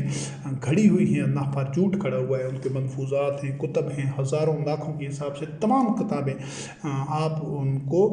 بغیر سوچے سمجھے جانوروں کی طرح ان کو سن کر ان کو تسلیم نہ کریں، بلکہ خود اللہ کی کتاب کو، اس روشنی کو خود اپنے قلوب کے اندر اتاریں، اس کو پڑھیں، سمجھیں، تفکر اور تدبر کریں، تو آپ پر حقیقت آشکارا ہوگی کہ آپ کو نہ تو کسی کتاب کی ضرورت ہے قرآن کے علاوہ، نہ کسی شخصیت کی ضرورت ہے، اور نہ ایک نفس قرآن سے باہر کسی کو لینے کی گنجائش ہے، اور نہ محمد رسول اللہ علیہ السلام خاتم النبیین کے بعد یا ان کے عہد کے کسی اور مومن کا نام لینے کی بھی گنجائش نہیں ہے۔ اس کے اعمال اور کردار کی تو بعد کی بات ہے۔ کیونکہ قرآن کریم میں مومنین کا جو سارا ان کا طرز عمل تھا، جو کردار تھا، جو ان کے اوصاف تھے، جو ان کا اخلاص تھا، ایمان تھا، اور جو ان کے اعمال صالح تھے، وہ سب کے سب قرآن کریم میں موجود ہیں۔ بس اتنا ہی کافی ہے۔ جب اللہ رب کریم نے کسی کا نام نہیں بتایا تو ہمیں بھی کسی کا نام لینے کی کوئی ضرورت نہیں ہے، چاہے وہ کوئی بھی ہو۔ اس کے بعد سورۃ صاد کی آیت نمبر 26 ہے، اس میں اللہ رب کریم نے فرمایا یا داؤد انا جعلناک خلیفۃ فی الارض فاحکم بین الناس بالحق ولا تتبع الہویٰ فیضلک عن سبیل اللہ۔ اے داؤد، ہم نے تمہیں زمین میں خلیفہ بنایا ہے، تم لوگوں کے درمیان حق کے ساتھ حکومت کرو، فیصلے کرو، جو امور مملکت ہیں وہ حق کی بنیاد پر، یعنی وحی کی بنیاد پر چلاؤ، اور ہوائے نفس کا اتباع نہیں کرنا۔ اگر ایسا کیا تو تم سبیل اللہ سے گمراہ ہو جاؤ گے۔ یہاں یہ نقطہ ہے اس آیت میں کہ ہوائے نفس کا اتباع کرنے سے آدمی سبیل اللہ سے ہٹ جاتا ہے۔ سبیل اللہ وحی کا اتباع کرنا ہے، شہوات کا اتباع ہو، ہوائے نفس کا اتباع ہو، شیطانی جو تحریک آدمی کے اندر ہوتی ہے اس کا جو اتباع کرنا ہے، تو اس کے ذریعے سے آدمی سبیل اللہ سے ہٹ جاتا ہے۔ اور سورۃ الزمر کی آیت نمبر 8 ہے وَإِذَا مَسَّ الْإِنسَانَ ضُرٌّ دَعَا رَبَّهُ مُنِيبًا إِلَيْهِ ثُمَّ إِذَا خَوَّلَهُ نِعْمَةً مِّنْهُ نَسِيَ مَا كَانَ يَدْعُو إِلَيْهِ مِن قَبْلُ وَجَعَلَ لِلَّهِ أَندَادًا لِيُضِلَّ عَن سَبِيلِهِ ثُمَّ تَمَتَّعَ بِكُفْرِكَ قَلِيلًا إِنَّكَ مِنْ أَصْحَابِ النَّارِ، کہ انسان کو جب کوئی تکلیف پہنچتی ہے تو وہ دعائیں کرنے لگ جاتا ہے، اللہ کی طرف رجوع کر کے، اسی کی طرف رخ کر کے، اور پھر جب اس کو نعمت ملتی ہے، یعنی وہ اس پر تکلیف اور سختی دور ہو جاتی ہے، تو اللہ کی طرف سے پھر نعمت ملتی ہے، تو پھر وہ بھول جاتا ہے کہ جو اس نے دعا کی تھی اس مشکل کے وقت، اور اللہ کی طرف جو رجوع ہوا تھا، اور پھر اللہ کے ساتھ وہ اور انداد بنانے لگ جاتا ہے، اور بھی یہ جو پیر، فقیر، امام، یہ ہماری شفاعت کریں گے، یہ اس کے ذریعے ہمیں رزق ملتا ہے، یہ کام کریں، فلاں پیر سے، فلاں شخصیت سے، فلاں ولی سے، فلاں امام سے، ان کی قبروں پر جاتے ہیں، یہ اللہ کے ساتھ سب انداد اللہ کر دینا ہے۔ تو اس سے بھی آدمی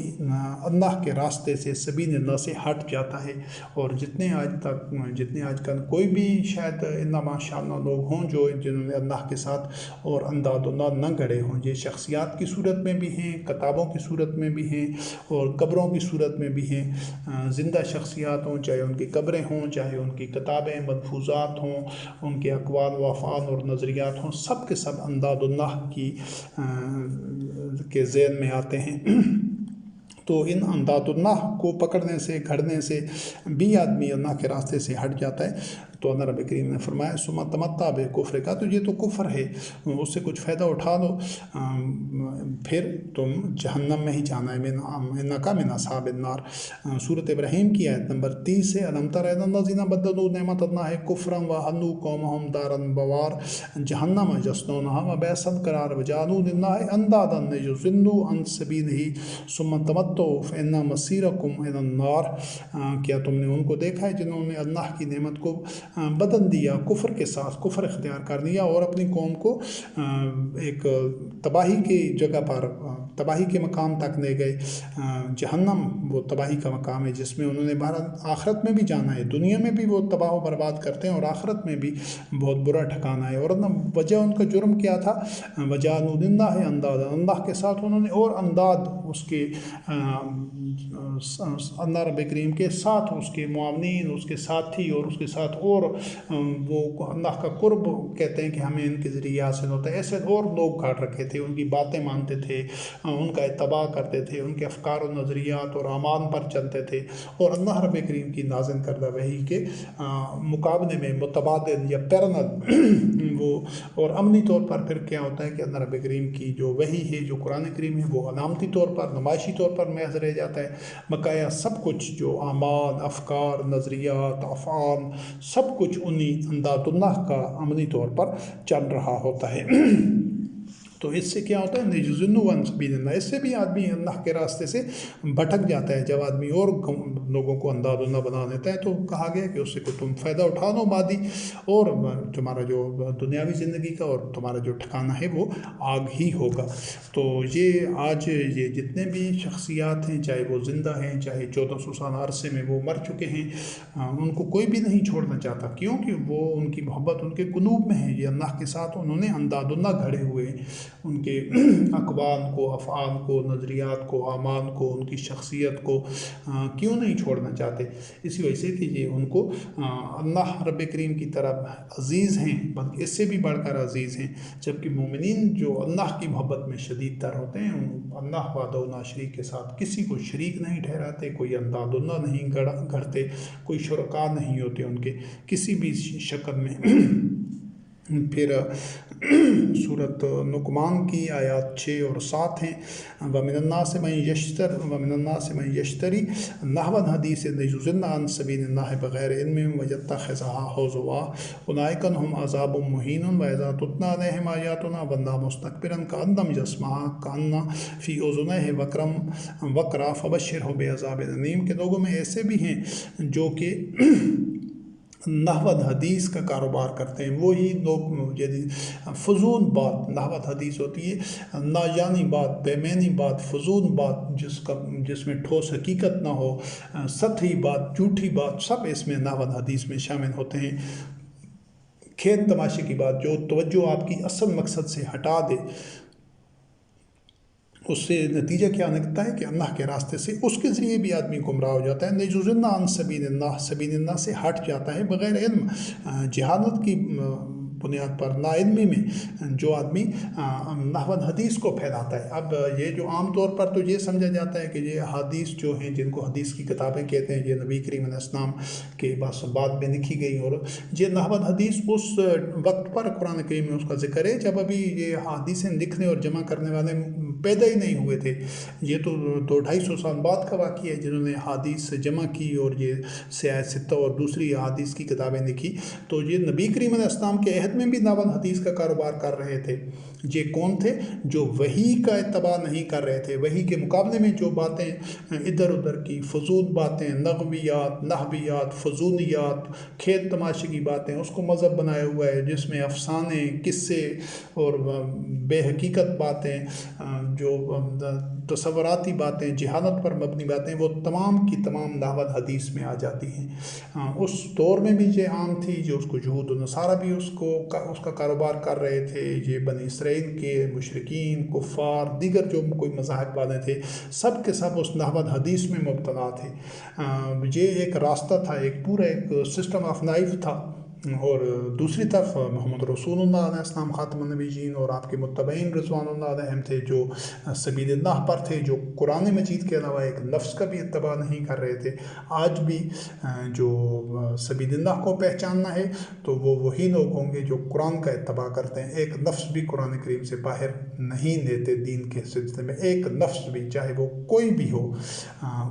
किसी से भी मंसूब हो, चाहे वो हदीस हो, रवायत हो, सुन्नत हो, कोई तफसीर हो, किसी के अक़वाल हों, अफ़आल हों, किसी के आमाल हों, जो कुछ कुरान करीम से बाहर है,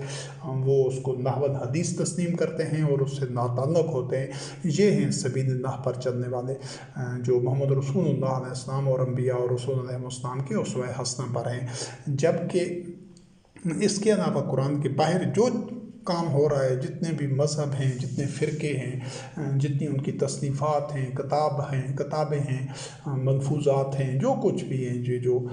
पढ़ा जा रहा है, अपनाया जा रहा है, फैलाया जा रहा है, जिसका कारोबार हो रहा है, अब से नहीं सदियों से, वो सब का सब नहवत हदीस है। तो इस नहवत हदीस में ये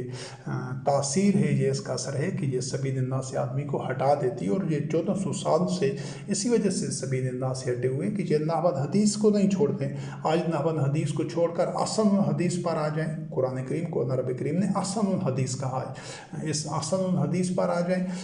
इनको वही नताइज और वही समरात मिलेंगे जो मोहम्मद रसूलुल्लाह अलैहिस्सलाम और आपके मुत्तबईन रिज़वानुल्लाह अलैहिम को मिले, और इससे पहले अम्बिया और रसूल अलैहिस्सलाम को जो समरात मिले थे, उन्हीं समरात से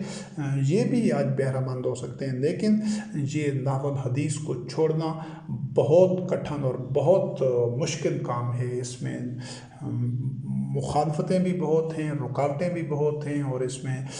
ایذا اور ابتلا بھی بہت ہے۔ یہ جو بہت سارے آلہات ہوتے ہیں، آلہات متفرقہ، ان کو چھوڑ کر صرف الہکم الہ واحد لا الہ الا اللہ کا جو نظریہ ہے، یہ کوئی پھولوں کا بستر نہیں ہے، یہ کانٹوں کا راستہ ہے، لیکن یہ ہے کہ جن کے قلوب میں ایمان ہوتا ہے تو وہ پورے عزم، استقامت اور صبر کے ساتھ، پورے حوصلے کے ساتھ وہ اس راستے پر چلتے ہیں، اور وہ لوگوں کی اذیتوں کی، فتنے کی، ابتلا کی پرواہ نہیں کرتے ہیں۔ تو یہ جو نحو حدیث والے ہوتے ہیں، یہ تو دین کو کھیل تماشا بنا دیتے ہیں، اللہ کے راستے کو مذاق بنا لیتے ہیں۔ وہ دنیا کی فضولیات، نغویات، واہیات باتیں، توہمات، افسانے، قصے اور بے حقیقت باتیں، بے وقوف باتیں، جن کا حقیقت سے کچھ تعلق نہیں ہوتا، اسی کو وہ دین بنا دیتے ہیں۔ ان کے لیے تو عذاب و مہین ہے۔ تو آج جتنے بھی مسلمان ہیں 1.5-2 ارب، کیا وہ عذاب مہین میں مبتلا نہیں ہیں؟ وہ اپنے اسی نحو حدیث کا اتباع کرنے کی وجہ سے، اسی کا کاروبار، اسی کو سنتے ہیں، اسی کو پڑھتے ہیں، اسی کو بیچتے ہیں، اسی کو خریدتے ہیں، تو اسی کا نتیجہ ہے یہ عذاب و مہین جو ہے۔ اور جب آج بھی اتنا ماشاء اللہ بہت تھوڑے سے لوگ ہوں گے جو ان اللہ کی آیات کو سن کر اس نحو حدیث کو چھوڑ دیں گے، ان ظلمات سے نکلنے کے لیے پہلا قدم وہ سبیل اللہ پر رکھیں گے۔ اکثریت تو جو اس دور میں تھی کہ جب اللہ کی آیات ان کے سامنے پڑھی جاتی تھی تو وہ منہ پھیر کر تکبر کرتے ہوئے اس طرح منہ موڑ دیتے تھے کہ جیسا انہوں نے سنا ہی نہیں ہے، جو ان کی آنکھوں کانوں میں ڈانٹ لگے ہوئے ہیں، بوجھ ہے، اور ان کے لیے تو عذاب علیم ہے، عذاب مہین بھی ہے اور عذاب علیم بھی ہے۔ سورۃ آل عمران کی آیات 99 اور 100 ہیں۔ قل یا اہل الکتاب لم تصدون عن سبیل اللہ من آمن تبغونها عوجا وانتم شہداء وما اللہ بغافل عما تعملون یا ایھا الذین آمنوا ان تطیعوا فریقا من الذین اوتوا الکتاب یردوکم بعد ایمانکم کافرین۔ اے اہل کتاب، تم اللہ کے راستے سے کیوں روکتے ہو؟ لم تصدون عن سبیل اللہ، جو ایمان لاتا ہے اور تم چاہتے ہو کہ اس میں کجی اور ٹیڑھا پن پیدا کرو، حالانکہ تم خود اس چیز پر گواہ ہو، شہید ہو، تم جانتے ہو اس چیز کو کہ یہ قرآن کریم اللہ کی طرف سے، اور یہ مومنین صراط مستقیم پر ہیں، سبیل اللہ پر چل رہے ہیں، اور اللہ جو کچھ بھی تم عمل کرتے ہو اس سے غافل نہیں ہے۔ اے ایمان والو، اگر تم ان اہل کتاب کی اطاعت کرو گے، یعنی کہ تم قرآن احسن حدیث کو چھوڑ کر ان کے جو راستہ ہے، وہ جو ان کی گھڑی ہوئی باتیں ہیں، اللہ پر جھوٹ ہے، جو نحو حدیث ہے، اور جو ان کے دین کو انہوں نے نحو لعب بنا دیا ہے، ان کی خود گھڑی ہوئی باتیں ہیں، تو ان کی اگر تم اطاعت کرو گے تو یہ تو ان کے ایک فریق کی، تو یہ تمہیں ایمان کے بعد پھر کفر کی حالت میں لے جائیں گے۔ اب یہاں آپ دیکھتے ہیں کہ باوجود اس کے کہ وہ ایمان کا دعویٰ بھی کر رہے تھے، اور عبادات اور ظواہر اور مناسک اور یہ چیزیں کر بھی رہے تھے، لیکن اللہ رب کریم نے ان کی اس روش کو کفر قرار دیا ہے۔ اور یہ مشرکین کے متعلق ہے، سورۃ التوبہ کی آیات 9 اور 10، اشتروا بآیات اللہ ثمنا قلیلا فصدوا عن سبیلہ انہم ساء ما کانوا یعملون لا یرقبون فی مؤمن الا ولا ذمہ اولئک ھم المعتدون، کہ یہ اللہ کی آیات کو معمولی قیمت میں فروخت کر دیتے ہیں، بیچ دیتے ہیں تاکہ اللہ کے راستے سے روکیں، اور یہ جو عمل کر رہے ہیں یہ بہت برا ہے، اور یہ مومنوں کے معاملے میں کسی بھی یہ رشتہ داری یا عہد و پیمان کا لحاظ تک نہیں کرتے، اور وہ حدود فراموش ہیں۔ تو یہاں آپ نے دیکھا ہے کہ مادی مفادات حاصل کرنے کے لیے، یہ چاہے وہ مذہبی پیشوا یہود و نصارہ کے تھے، مشرکین کے تھے، سب کی یہی روش رہی ہے انسانی تاریخ میں، اکثریت کی، اللہ ماشاء اللہ کہ وہ اکثریت اللہ کی آیات کو بیچتی تھی، جھوٹ کرتی تھی، اور لوگوں میں واہیات، نغویات، نحویات، جہالت پر اور جھوٹ پر مبنی اور اپنی طرف سے گھڑی ہوئی باتیں لوگوں سے میں پھیلا کر کہتی تھی کہ یہ اللہ کی طرف سے ہے، یہی دین ہے۔ اس کے ذریعے وہ اصل میں یہ سرمایہ دار طبقہ جو ہوتا ہے، مترفین قارون ان کے مفادات کو تحفظ دے رہے ہوتے ہیں اور خود اس سے کچھ ان سرمایہ داروں سے کچھ مالی فائدے حاصل کر رہے ہوتے ہیں، ان سے یہ چندے اور عطیات اور خیرات اور صدقات، ان کے مذہبی پیشواؤں کے ذاتی اخراجات کے لیے، ان کی عبادت گاہوں کے لیے، ان کے مدرسوں وغیرہ کے لیے، یہ جو مالدار جو مترفین ہوتے ہیں، قارون کی اولاد جو ہوتے ہیں سرمایہ دار، یہ اسی لیے ان کو دیتے ہیں کہ یہ مذہبی پیشوا ان کے مفادات کا تحفظ کرتے ہیں۔ وہ جو لوٹ کھسوٹ کر رہے ہوتے ہیں، وہ جو اللہ کے دشمن بنے ہوتے ہیں، انسانیت کے دشمن ہوتے ہیں، یہ مذہبی پیشوا کہتے ہیں کہ یہ تو ان کو اللہ نے مان دیا ہے، ان پر تو اللہ کا فضل ہے، حالانکہ وہ یہ نہیں بتاتے کہ یہ انسانیت کے دشمن ہیں،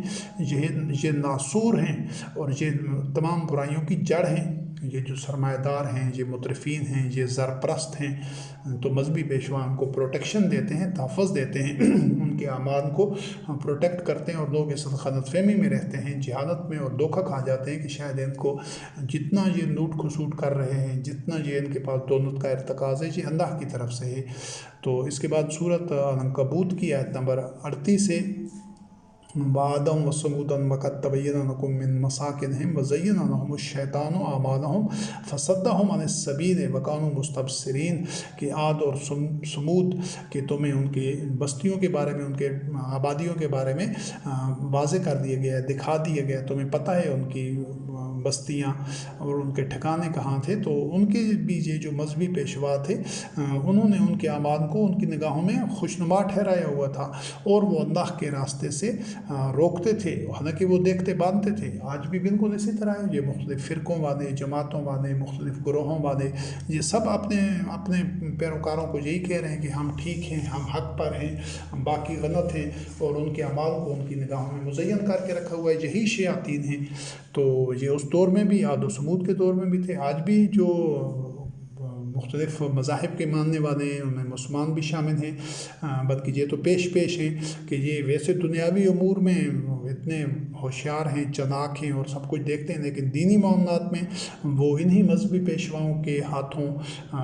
بیوقوف بنے ہوتے ہیں، ان کے ہاتھوں یرغمال ہوتے ہیں، اور اغوا کیا ہوتا ہے ان شیاطین نے عوام الناس کو۔ لیکن عوام الناس بھی اسی چیز کے لیے ڈیزرو کرتے ہیں، اسی کے اہل ہوتے ہیں، کیونکہ وہ خود عقل و فکر استعمال نہیں کرتے، خود اللہ کے کلام کو پڑھتے نہیں ہیں، تدبر نہیں کرتے، تفکر نہیں کرتے، اس کو اہمیت نہیں دیتے، بلکہ جو کچھ ان شیاطین سے سنتے ہیں اسی کو ہی وہ سچ سمجھ لیتے ہیں۔ کیوں کہ اس طرح جو آدمی اللہ رب کریم کے دیے ہوئے عقل، فکر، شعور کو بروئے کار نہیں لاتا، تو پھر وہ اس کے ثمرات سے بھی فائدہ مند نہیں ہو سکتا، وہ جانوروں کی سطح پر رہتے ہوئے ہی زندگی گزار جاتا ہے۔ سورۃ النساء کی آیت نمبر 115 ہے، وَمَن يُشَاقِقِ الرَّسُولَ مِن بَعْدِ مَا تَبَيَّنَ لَهُ الْهُدَىٰ وَيَتَّبِعْ غَيْرَ سَبِيلِ الْمُؤْمِنِينَ نُوَلِّهِ مَا تَوَلَّىٰ وَنُصْلِهِ جَهَنَّمَ۔ جو رسول کریم علیہ السلام کی مخالفت کرتے تھے، حالانکہ ان کے لیے ہدایت واضح ہو چکی تھی، یعنی قرآن کریم کی صورت میں ہدایت تو سب کے سامنے اشکارا تھی، اس کے باوجود وہ نبی کریم علیہ السلام کی مخالفت کر رہے تھے، اور سبیل المومنین کے علاوہ جو راستہ انہوں اختیار کر رہے تھے، یعنی وحی کا اتباع نہیں کر رہے تھے۔ تو اللہ رب کریم نے فرمایا کہ جس طرف وہ خود مڑتے ہیں، یعنی وحی کا، قرآن کریم کا اتباع چھوڑ کر جس طرف وہ پھرنا چاہتے ہیں پھر رہے ہیں، تو اللہ رب کریم ان کو ادھر ہی پھیر دے گا، اور اس کا انجام ان کو جہنم تک لے جائے گا، پہنچ جائیں گے۔ تو یہ جو سبیل المومنین ہے، یہ سبیل اللہ ہے، یہ انبیاء اور رسول علیہ السلام کا راستہ ہے، اور جو لوگ اس کو، قرآن کو نہیں اپناتے، تو وہ سبیل المومنین پر، سبیل اللہ پر آ ہی نہیں سکتے۔ اور بنی اسرائیل سے متعلق ہی اللہ رب کریم نے فرمایا ان کو کہ وَقَالَ اللَّهُ إِنِّي مَعَكُمْ لَئِنْ أَقَمْتُمُ الصَّلَاةَ وَآتَيْتُمُ الزَّكَاةَ وَآمَنْتُمْ بِرُسُلِي وَعَزَّرْتُمُوهُمْ وَأَقْرَضْتُمُ اللَّهَ قَرْضًا حَسَنًا لَأُكَفِّرَنَّ عَنْكُمْ سَيِّئَاتِكُمْ وَلَأُدْخِلَنَّكُمْ جَنَّاتٍ تَجْرِي مِنْ تَحْتِهَا الْأَنْهَارُ فَمَنْ كَفَرَ بَعْدَ ذَلِكَ مِنْكُمْ فَقَدْ ضَلَّ سَوَاءَ السَّبِيلِ۔ بنی اسرائیل کو اللہ رب کریم نے فرمایا کہ میں تمہارے ساتھ ہوں، اگر تم صلاۃ کا قیام کرو گے اور زکوٰۃ کا اہتمام کرو گے، لوگوں کو ان کی نشو و نما فراہم کرو گے، اور تم میرے رسول علیہ السلام پر ایمان لاتے ہوئے، ان کی جو نصرت و تائید کرتے ہوئے، ان کو تقویت پہنچاتے ہوئے، اور اپنے مال اللہ رب کریم کو بطور قرض حسنہ دیتے ہوئے، یعنی سب کچھ جو کچھ تمہارے پاس ضرورت سے زائد ہے وہ اللہ کی نصرت کے لیے پیش کر دو، تاکہ وہ جہاد فی سبیل اللہ کے لیے اور دوسرے مومنوں کے لیے، ضرورت مند لوگوں کے لیے وہ خرچ ہو، اور تاکہ معاشرے میں دولت کا ارتکاز نہ رہے اور معاشرے میں توازن پیدا ہو جائے۔ اس طرح تم اگر اللہ کو قرض دو گے، یہ سب کچھ کرو گے، تو میں تمہارے جو کوتاہیاں تھیں، جو غلطیاں تھیں، جو نقصیں تھیں پہلے جو تم سے ہو چکی ہیں، تو ان کو میں ان کے مضر اثرات سے تمہیں محفوظ کروں گا، اور تم صالحات کی زندگی گزارو گے اگر تم یہ سارے کام کرو گے وہی کا اتباع کرتے ہوئے، ایمان لاتے ہوئے، اور تمہیں جنت میں لے جاؤں گا۔ لیکن اس کے بعد اگر کسی کو یہ اس راستے کو چھوڑ دیتا ہے، یہ جو ایمان لانے کا ہے اور یہ جو انبیاء اور رسول علیہ السلام کی نصرت کرنے کا ہے، وہی کا اتباع کرنے کا ہے، تو اس کے بعد جو اس راستے سے اگر پھر جاتا ہے تو وہ سوا سبیل، یعنی سیدھے راستے سے جو درمیانہ راستہ ہے، میان روی کا جو بیلنس متوازن راستہ ہے، یہی وہ سبیل اللہ ہی وہ سوا سبیل ہے، متوازن راستہ، ٹھیک راستہ، اس سے وہ ہٹ جائے گا۔ تو اس کے بعد سورۃ الممتحنہ کی آیت نمبر 1 ہے، یا ایھا الذین آمنوا لا تتخذوا عدوی وعدوکم اولیاء تلقون الیہم بالمودۃ وقد کفروا بما جاءکم من الحق یخرجون الرسول وایاکم ان تؤمنوا باللہ ربکم ان کنتم خرجتم جہادا فی سبیلی وابتغاء مرضاتی تصرون علیہم بالمودۃ وانا اعلم بما اخفیتم وما اعلنتم ومن یفعلہ منکم فقد ضل سواء السبیل۔ یہاں پر بھی اس آیت میں 2 الفاظ ہیں، سبیلی میرا راستہ، اور سوا سبیل یعنی یہ ٹھیک راستہ ہے، جو متوازن راستہ ہے۔ تو اس سلسلے میں یہ مومنین کو رب کریم نے فرمایا کہ ایمان والو، تم میرے دشمن کو اور اپنے دشمن کو کبھی بھی اپنا دوست نہیں بنانا۔ تم ان کے ساتھ اس طرح ایک رویہ رکھتے ہو، ان کی طرف دوستی کا جذبات کے ساتھ ان کی طرف مائل ہوتے ہو اور ان سے طلبگاری کا رکھنا چاہتے ہو، حالانکہ جب حق آ چکا ہے ان کے سامنے، یعنی قرآن کریم، اس کے باوجود وہ اس کو رد کر چکے ہیں۔ یعنی کہ یہ جو اللہ کے دشمن ہوتے ہیں، اس دور میں کفار تھے، یہود تھے، نصارہ تھے، مشرکین تھے، یا دیگر جو لوگ قرآن کریم کا اتباع نہیں کر رہے تھے، وہ اس وقت اللہ رب کریم کے دشمن تھے اور مومنین کے دشمن تھے۔ وہ تو گئے، مر کھپ گئے۔ ہم نے آج کے دور میں دیکھنا ہے کہ مومنین کے اور اسلام کے اور اللہ رب کریم کے دشمن کون ہیں۔ آج بھی اسی اصول پر ان کو پرکھنا ہے، یہ نہیں دیکھنا کہ وہ زبان سے کہہ رہے ہیں کہ ہم مسلمان ہیں، جو وہ نماز روزے کے پابند ہیں، جو انہوں نے وضع قطع داڑھی رکھی ہوئی ہے اور وضع قطع مسلمانوں والی بنائی ہوئی ہے، اپیرنس جس کو کہتے ہیں، اور وہ کہتے ہیں کہ ہم مسلمان ہیں، جو ان کی جو تسبیحات اور قرآن کریم کو تلاوت کر رہے ہیں، قرأت کر رہے ہیں، ان سب چیزوں سے دھوکہ نہیں کھانا۔ آج بھی اگر آپ نے پہچاننا ہے کہ اللہ کے دشمن کون ہیں اور مومنین کے دشمن کون ہیں، تو ایک ہی پیمانہ ہے کہ جو صرف قرآن کریم کا اتباع کرنے والے ہیں، جو وحی کا اتباع کرنے والے ہیں، جس طرح محمد رسول اللہ علیہ السلام خاتم النبیین کے عہد میں محمد رسول اللہ علیہ السلام اور آپ کے متبعین رضوان اللہ علیہم وحی کا اتباع کر رہے تھے، قرآن کریم کا، تو ان کے جو دشمن تھے وہ وہی تھے جو وحی کا اتباع نہیں کر رہے تھے، چاہے ان کی پہچان آئیڈینٹی کوئی بھی تھی، چاہے وہ یہود تھے، نصارہ تھے، مشرکین تھے، کفار تھے، یا کوئی اور تھے، تو آج بھی اسی اصول پر پرکھیں گے اور وہی ایک اصول قیامت تک رہے گا۔ تو ایسے جو لوگ ہوں گے جو آج بھی یہ قرآن کریم کے اتباع پر اس کو کافی نہیں سمجھ کے قرآن کریم کو اس کی اتباع نہیں کریں گے، اس کے علاوہ تمام جو ماخذ ہیں دین کے یا شریعت کے، جو اللہ کے دین کے منبع اور سرچشمے بنا رکھے ہیں انہوں نے باطل، ان سب کو رد نہیں کریں گے، ان سے ناتعلق نہیں ہوں گے، تو جو لوگ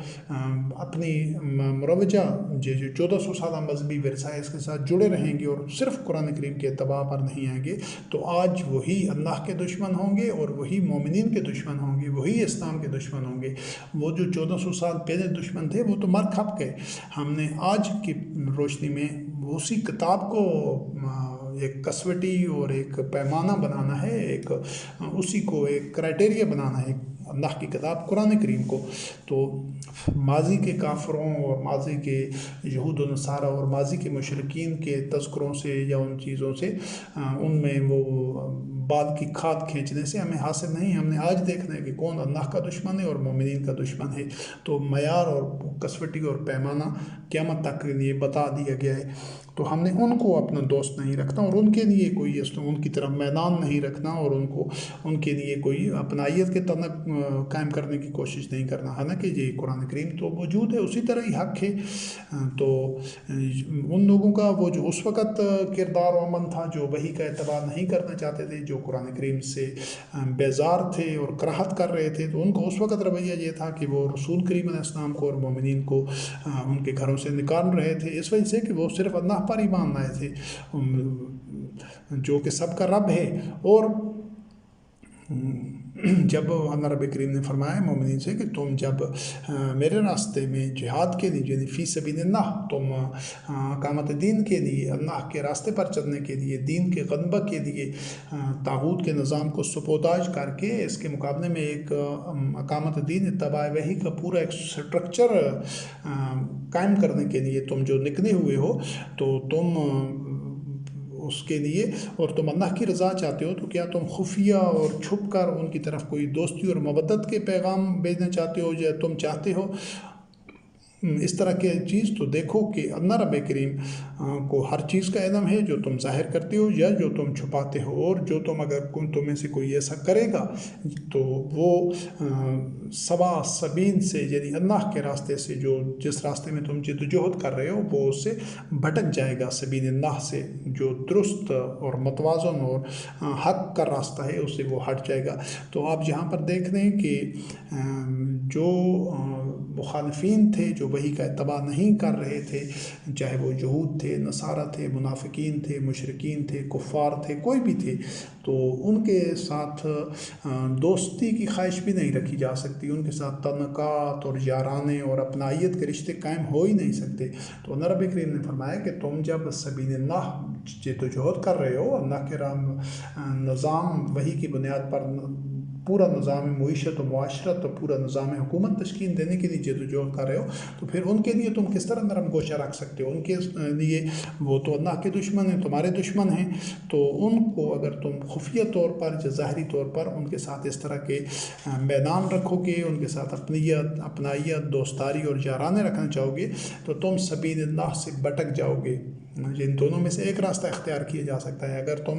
وحی کے بنیاد پر حکومت کا اور پورے سوشل سٹرکچر اور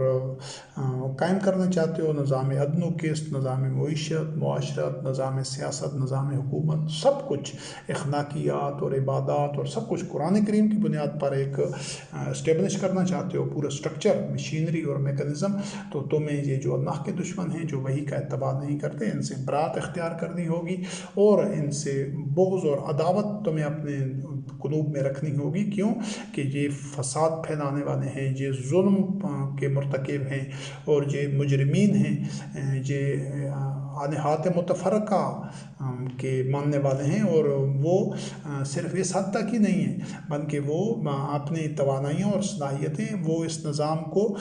سبوتاج کرنے کے لیے، مومنین کو بے دخل کرنے کے لیے، بیکار کرنے کے لیے، ان کو ایذا اور ابتلا میں مبتلا کرنے کے لیے وہ کوشاں رہتے ہیں. اگر وہ پرامن بقائے باہمی پر یقین رکھتے تو پھر اور بات تھی، پھر ان کو اس کی آزادی تھی کہ وہ جس راستے پر رہیں، لیکن وہ ایسا کرتے نہیں ہیں. اکثریت ایسا کرتے ہیں کہ وہ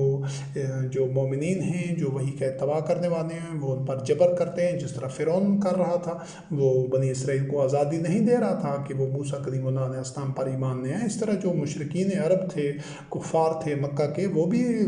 مسلمانوں کو کیوں اذیت میں ڈالے ہوئے تھے؟ اس وجہ سے کہ وہ ان کو آزادانہ زندگی گزارنے کی، آزادانہ اللہ کے لیے عقیدہ رکھنے کی، رب پر ایمان لانے کی اور ایک حق پر مبنی نظام تشکیل دینے کی اجازت نہیں دے رہے تھے. تو یہی وہ بنیادی اختلافات ہوتا ہے جو ہر دور میں اسی طرح تصادم اور ٹکراؤ کی صورت پیدا ہوتی ہے کہ یہ جو سبیل الطاغوت پر چلنے والے ہوتے ہیں، یہ سبیل اللہ پر چلنے والوں کا عرصہ حیات تنگ کر دیتے ہیں. لیکن اللہ رب کریم کی نصرت ان سبیل اللہ پر چلنے والوں کے لیے ہوتی ہے. تو سبیل اللہ پر چلنے والوں کے لیے لازم ہے کہ وہ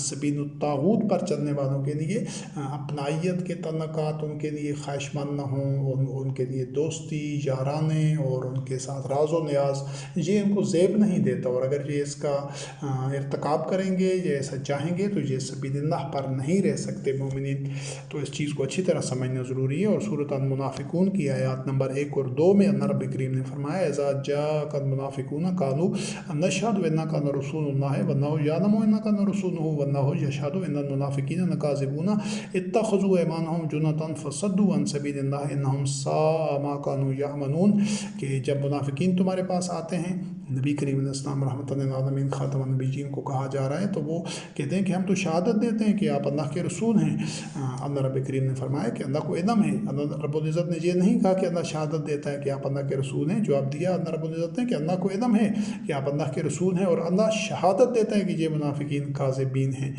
کاذبون ہیں، جھوٹے ہیں، جو کچھ ان کی زبان پر ہے ان کے قلوب میں نہیں ہے، اور یہ اپنی جو یہ قسمیں ہیں، یہ جو شہادت دے رہے ہیں اور یہ جو ایمان کا اعلان اقرار کرتے ہیں، یہ تو اس کو ڈھال بناتے ہیں اللہ کے راستے سے روکنے کے لیے۔ یہ چاہتے ہیں کہ مسلمان بھی اللہ کے راستے پر نہ چلیں، اور یہ خود بھی اللہ کے راستے سے رکے ہوئے ہیں۔ عن سبیل اللہ فصدوا عن سبیل اللہ انہم ساء ما كانوا یعملون، ان کا جو عمل ہے وہ بہت برا عمل ہے۔ یہاں پر آپ نے دیکھا ہے کہ یہ جو منافقین تھے، باوجود اس کے کہ وہ رسالت کی گواہی دے رہے تھے، ایمان کا دعویٰ کر رہے تھے، ساری عبادات کر رہے تھے، اور اس کے علاوہ حلال حرام کی پابندی کر رہے تھے، سب کچھ کے باوجود وہ اللہ کے راستے سے خود بھی رکے ہوئے تھے اور دوسروں کو بھی روکتے تھے، کیونکہ وہ پورا وہ نظام تشکیل نہیں دینا چاہتے تھے جس میں قرآن کریم کی بنیاد پر سارے معاملات زندگی چل رہے ہوں۔ بظاہر عبادات تو وہ کر رہے تھے، وہ تو یہود و نصارہ بھی عبادات اور مناسک اور ظواہر کر رہے تھے، تو سبیل اللہ کو سمجھنا ضروری ہے کہ سبیل اللہ اولین ترجیح آپ کی جب یہ ہوگی کہ اللہ وحدہ لا شریک کی نازل کردہ وحی کے مطابق ایک ایسا سٹرکچر ہو۔ آج تو انشاءاللہ عزیز وہ سٹرکچر، وہ نظام حکومت و معاشرت، نظام معیشت، وہ سب کا سب نظام عدل و قسط پورے قلوب پر قائم ہوگا انشاءاللہ باذن اللہ۔ بیت اللہ کو مسجد الحرام کو عالمی دارالخلافہ بنا کر مکہ کو وہ اب پورے کرۂ ارض پر قائم ہونا ہے باذن اللہ انشاءاللہ عزیز۔ تو وہ نبی کریم علیہ السلام رحمۃ للعالمین خاتم النبیین مدینے میں اس کی تشکین کر رہے تھے، تو منافقین یہی تو نہیں چاہتے تھے، تبھی تو وہ تو صرف اگر معاملہ عبادات کا ہوتا اور یہ نماز روزے کا، حلال حرام کی پابندی کا، تو یہ ان کو یہ جو سبیل الطاغوت والے تھے، طاغوت تو ان کو اتنا مسئلہ بھی نہیں ہوتا، اس سے کچھ فرق نہیں پڑنا تھا ان کے نظام پر، لیکن جب ان کے نظام کے مقابلے میں وحی کی بنیاد کے اوپر، حق کی بنیاد کے اوپر عدل و قسط والا یہ جو نظام تشکیل دے رہے تھے جو محمد رسول اللہ علیہ السلام، اس سے ان کو یقین ہو گیا تھا، جو طاغوت تھے، جو مجرمین تھے، مفسدین تھے، کہ اس نظام کے تشکیل پانے سے ہماری بقا کی جو ایک راستہ ہے وہ معدوم ہو جائے گا، اور ہم سبوداج ہو جائے گا ہمارا باطن نظام، کیونکہ حق کے نظام کے ثمرات جو ہوتے ہیں تو پھر اس کی موجودگی میں باطن ٹھہر نہیں سکتا۔ باطن تب تک باقی رہتا ہے جب تک حق اشکارا نہیں ہو جاتا۔ ایسا نہیں ہو سکتا کہ سورج طلوع ہو جائے اور اندھیرا بھی باقی رہے، اندھیرا تب تک ہوتا ہے جب تک سورج نہیں ہوتا۔ تو ہر جو نبی اور رسول علیہ السلام ہوتا تھا، وہ اس کے ہاتھ میں سورج ہوتا تھا، روشنی ہوتی تھی، نور ہوتا تھا، اللہ کی وحی ہوتی تھی، اس کے ذریعے وہ زندگی کی تاریک راہوں کو روشن کرتا تھا۔ اور یہ جو طاغوت ہوتے تھے، مجرمین ہوتے تھے، مفسدین ہوتے تھے، تو یہ تو اندھیروں کے عادی ہوتے تھے، اندھیروں کے پروردہ ہوتے تھے، اندھیروں میں ہی، تاریکیوں اور ظلمات میں ہی ان کے جو سارے جرائم تھے وہ پھلتے پھولتے تھے، وہ جرائم کو وہ محفوظ رہتے تھے، اور وہ سارے ظلمات کی ہی وجہ سے وہ سب جو استحصال اور استبداد اور لوگوں کو اپنا عبد بنانا، لوگوں کو محکوم رکھنا، اور ان سب کے ساتھ ظلم زیادتی ممکن ہی تب ہوتی ہے جب تاریکی ہو۔ جب روشنی آ جاتی ہے لوگوں کی عقل و فکر میں، قلوب و اذہان میں وحی کی تعلیمات ہوتی ہیں، تو وہ ظلم برداشت کب کرتے ہیں؟ وہ ظلم کے سامنے کھڑے ہو جاتے ہیں چٹان کی طرح، وہ ظلم کو نیست و نابود کرتے ہیں، وہ استبداد کو، وہ جو جھوٹے خدا ہوتے ہیں، جو باطل معبود ہوتے ہیں، جو باطل الہ ہوتے ہیں، وہ تو ان کو ان کے منطقی انجام تک ان کو پاش کرتے ہیں۔ یہ کیسے ہو سکتا ہے کہ ابراہیم خلیل اللہ، ہمارے دادا ابراہیم خلیل اللہ علیہ السلام کا خون ہو جس کی رگوں میں، جس میں وہ روح ہو جو وحی کا اتباع کرنے والے ہوں، اور وہ طاغوت کے سامنے سر جھکا کے رکھیں؟ ایسا ہو نہیں سکتا کہ وہ بتوں کو الہ مانے، بتوں کو معبود مانے، بتوں کو رب مانے۔ یہ تو سارے بت ہیں جو بنائے ہوئے ہیں، یہ تب تک خدا بنے ہوتے ہیں جب تک ان کو ضرب لگانے والا کوئی نہ ہو۔ جب ان کو ضرب لگا دی جاتی ہے تو پھر یہ الہ اور معبود اور رب نہیں رہتے، پھر یہ پتھر اور مٹی کی مورتیاں ہوتی ہیں جو ریزہ ریزہ ہو کر ضرب لگانے والے کے پاؤں میں پڑی ہوتی ہیں۔ تو اس حقیقت کو سمجھنا ضروری ہے کہ وہ نظام تشکیل دینا اس وجہ سے ضروری ہے۔ انفرادی عبادات تو آج پوری دنیا میں ہر کوئی کر رہا ہے، ہندوستان میں ہو، چاہے وہ چائنا میں ہو، چاہے روس میں، یورپ میں، امریکہ میں، افریقہ میں، کہیں پر بھی ہو، وہ نماز روزہ سب کچھ کر رہے ہیں، کسی کو کوئی اعتراض ہی نہیں ہے، کیونکہ یہ سبیل اللہ پر نہیں ہے، یہ طاغوت کے محکوم اور طاغوت کے عبد رہتے ہوئے یہ سب کچھ کر رہے ہیں۔ طاغوت کو اس پر کوئی اعتراض ہی نہیں ہے۔ جس دن بھی طاغوت کو یہ پتہ چلے گا، اس کو محسوس ہوگا کہ طاغوت کی نابودی کے لیے، اس کے پورے اس نظام کو سبوداج کرنے کے لیے اس کے متبادل ایک ایسا نظام تشکیل دیا جا رہا ہے، سبیل اللہ پر کچھ لوگ گامزن ہو گئے ہیں، جس کا نتیجہ یہ ہوگا کہ یہ طاغوت ٹوٹ کر گرے گا انشاءاللہ باذن اللہ۔ تو پھر وہ طاغوت جو سبیل الطاغوت پر چلنے والے ہوتے ہیں، وہ تبھی پھر اپنی توانائیاں، صلاحیتیں، اپنا مال سب کچھ لگاتے ہیں شیطان کے راستے میں، تاکہ اس نظام کا راستہ روک سکیں۔ وہ کوشش کرتے ہیں کہ سورج کو طلوع ہونے سے روک دیں، لیکن اندھیروں کے پجاری اور اندھیروں کے جو پروردہ ہیں وہ کبھی بھی یہ تاریکیوں کی مخلوق ظلمات میں پڑنے والے کبھی بھی سورج ابھرنے سے اس کو روک نہیں سکتے، یہی قانون فطرت ہے۔ تو اس کے بعد یہ سورۃ المجادلہ کی آیات ہیں 14 سے لے کر 16 تک۔ أَلَمْ تَرَ إِلَى الَّذِينَ تَوَلَّوْا قَوْمًا غَضِبَ اللَّهُ عَلَيْهِمْ مَا هُمْ مِنكُمْ وَمَا مِنْهُمْ وَيَحْلِفُونَ عَلَى الْكَذِبِ وَهُمْ يَعْلَمُونَ أَعَدَّ اللَّهُ لَهُمْ عَذَابًا شَدِيدًا إِنَّهُمْ سَاءَ مَا كَانُوا يَعْمَلُونَ اتَّخَذُوا أَيْمَانَهُمْ جُنَّةً فَصَدُّوا عَنْ سَبِيلِ اللَّهِ فَلَهُمْ عَذَابٌ مُّهِينٌ۔ کیا تم نے ان کو نہیں دیکھا جو ایسے لوگوں سے دوستی کرتے ہیں جن پر اللہ کا غضب ہے؟ یہ منافقین کی بات ہو رہی، منافقین چونکہ یہود و نصارہ سے اور دیگر اللہ کے دشمنوں سے وہ دوستداری کے تعلقات رکھ رہے تھے، خفیہ بھی تھے، کچھ اشکارا بھی ہو جاتے تھے۔ تو یہ جو منافقین ہیں، اللہ رب کریم نے مومنین کو فرمایا یہ نہ تم سے ہیں نہ ان سے ہیں، کیونکہ یہ جو ایک تو کھلے مخالفین تھے، کافر تھے، انکار کر رہے تھے، ان کا تو صاف پتہ تھا، اور ایک جو مومن تھے ان کا بھی صاف پتہ تھا۔ یہ دو صفیں تھیں، دو گروہ تھے، ایک دوسرے بالکل قطعی اور کلی طور پر مخالف تھے، ان کے راستے بھی اور تھے، ایک سبیل اللہ پر تھا، ایک سبیل الطاغوت پر تھا۔ لیکن یہ منافقین بین تھے، ادھر بھی ظاہری طور پر ہوتے تھے لیکن باطنی طور پر یہ شیاطین کے ساتھ اسی طاغوت کے ہم نوالا و ہم پیادہ تھے، تو یہ ان کے ساتھ دوستی کا تعلق رکھتے تھے۔ تو اللہ رب کریم نے فرمایا کہ یہ جو مومنین کے پاس آ کر قسمیں کھاتے تھے، حلف اٹھاتے تھے، یہ تو جھوٹے ہیں، یہ مومنین کے ساتھ نہیں ہیں۔ اللہ نے ان کے لیے عذاب تیار کر رکھا ہے، اور بڑا برا عمل ہے یہ جو کر رہے ہیں۔ یہ اپنی قسموں کو، حلف کو، اور اپنے جو شہادت دیتے تھے کہ ہم ایمان رکھتے ہیں رسول کریم علیہ السلام پر، ان کو تو انہوں نے ڈھال بنایا ہوا ہے۔ وہ کیوں بناتے تھے؟ کہ تاکہ یہ اللہ کے راستے سے روکیں لوگوں کو، خود بھی رکے ہوئے تھے اور روکیں، اور یہی ان کے پیچھے جو بڑے شیاطین تھے جن کے ساتھ وہ سرگوشیاں کریں، جن کے ساتھ وہ تنہائی میں مل کے آتے تھے، تو وہ ان کو یہی کہتے تھے کہ تم کئی طریقوں سے، کئی ٹیکٹکس سے، کئی اقدامات سے تم مسلمانوں کو، ان کو مومنین کو وحی کے اتباع سے ہٹاؤ۔ یہ ان کے لیے طرح طرح کے پھر ان کو ڈراتے تھے، افواہیں چھوڑتے تھے، اور اس کے علاوہ وہ اس طرح کے ایک ڈھونگ رچاتے تھے کہ صبح کو کہتے تھے کہ ہم مسلمان ہیں، پھر شام کو کہتے تھے نہیں ہم نے اسلام کو چھوڑ دیا، یہ تو سچ نہیں ہے۔ اس طرح کی وہ طرح کی جو یہ سازشیں کرتے تھے، چالیں چلتے تھے۔ مقصد کیا تھا؟ کہ لوگوں کو اس اللہ کے راستے سے، سبیل اللہ سے روکیں، کہ وہ وحی کا اتباع کرتے ہوئے مومنین ایک ایسا نظام بنا رہے تھے، ایک ایسا سٹرکچر بنا رہے تھے حکومت کا، معیشت کا، معاشرت کا، اخلاقیات کا، جوڈیشری کا،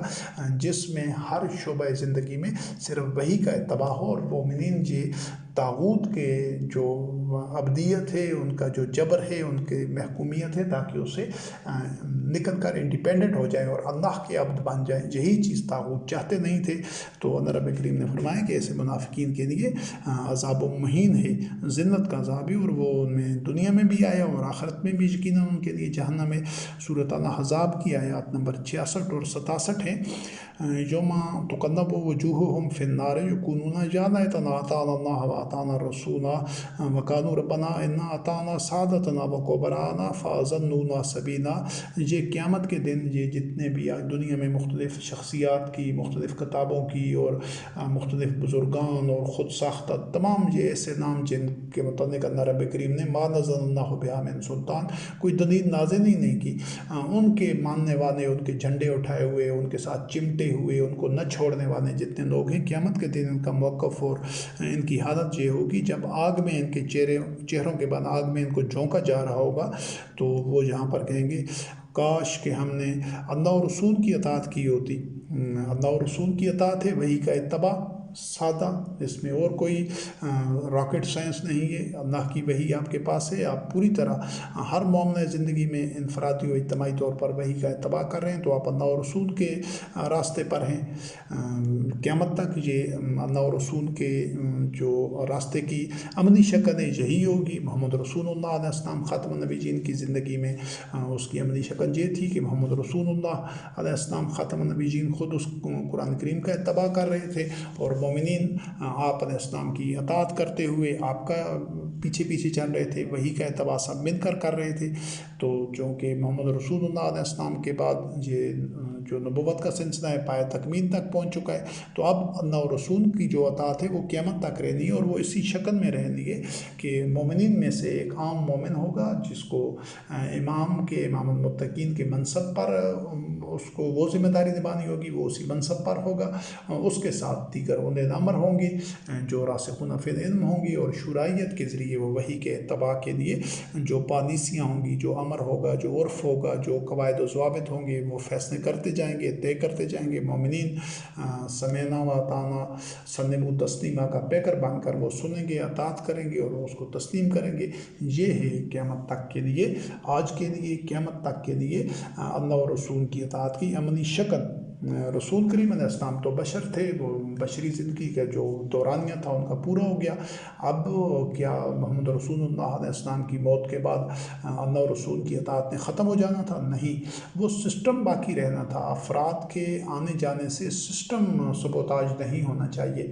सिस्टम जो है वो अल्लाह वहदहू ला शरीक को इलाह मानने का है, इलाह वाहिद का, और वो क़यामत तक के तमाम इंसानों के लिए उसी तरह काबिल अमल है। और इसी को मोहम्मद रसूलुल्लाह अलैहिस्सलाम ने अपनी ज़िंदगी में तजर्बाती तौर पर करके दिखाया, इस्टेब्लिश किया, चलाया। अब उस चलते हुए सिस्टम को आज तक चलना चाहिए था, लेकिन हम देखते हैं कि आज वो सिस्टम सबोताज हो चुका है, वो बिखर चुका है, रेज़ा रेज़ा है, लेकिन उसके वो जो सारा स्ट्रक्चर है, सारा उसका एक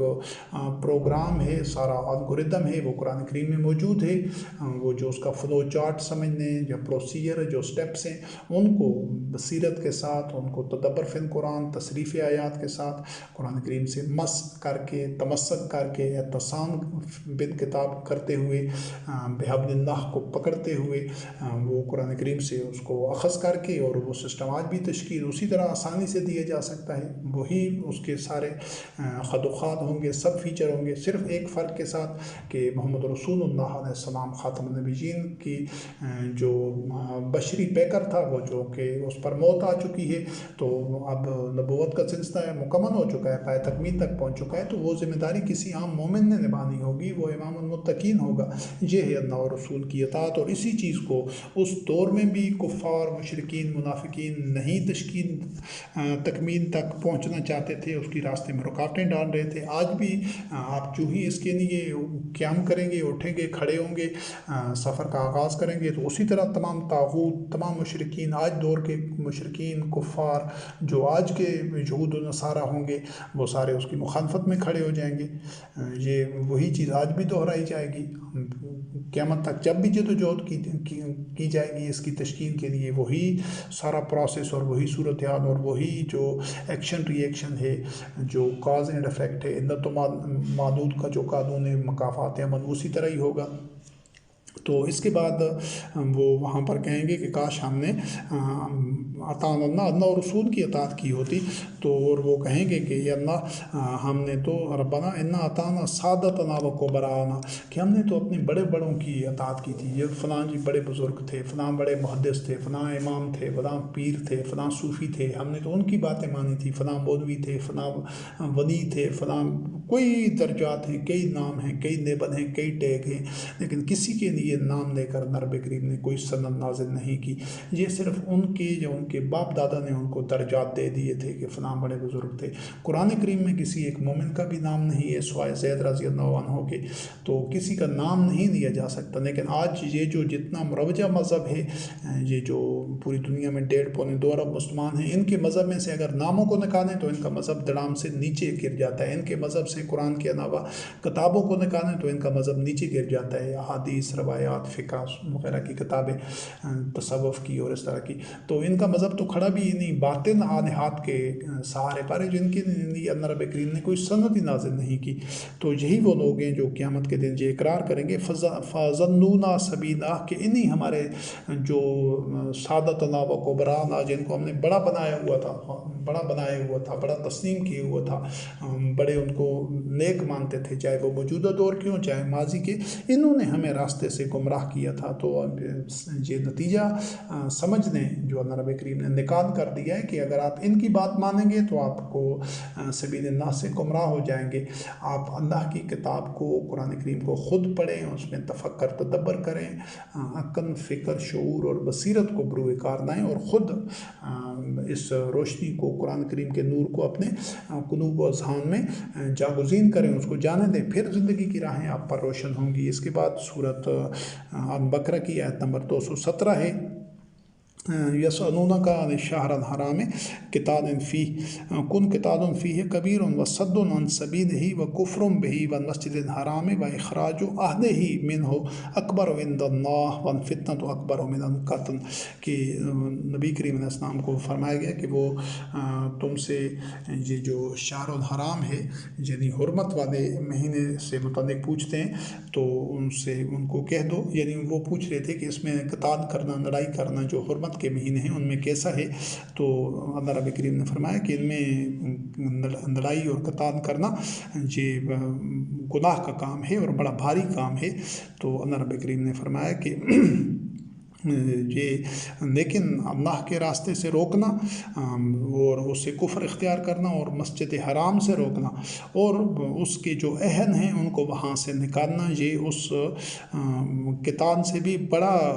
جرم ہے یا گناہ ہے اللہ کے نزدیک، اور جو فتنہ ہے وہ قتل سے بھی شدید تر ہے۔ تو یہاں یہ چیز کو، اس حقیقت کو سمجھنا ضروری ہے کہ وہ جو مشرکین تھے، مشرکین مکہ تھے، جو بیت اللہ کے متولی بنے ہوئے تھے، آبادکاری انہی کے ہاتھ میں تھی، وہ حاجیوں کو پانی بھی پلاتے تھے، حج کے بندوبست بھی کرتے تھے، حلال حرام کے بھی پابند تھے، صلاۃ بھی ادا کر رہے تھے، حج بھی کر رہے تھے، اس کے باوجود اللہ رب کریم نے فرمایا کہ وہ اس کے اہل کو روکتے تھے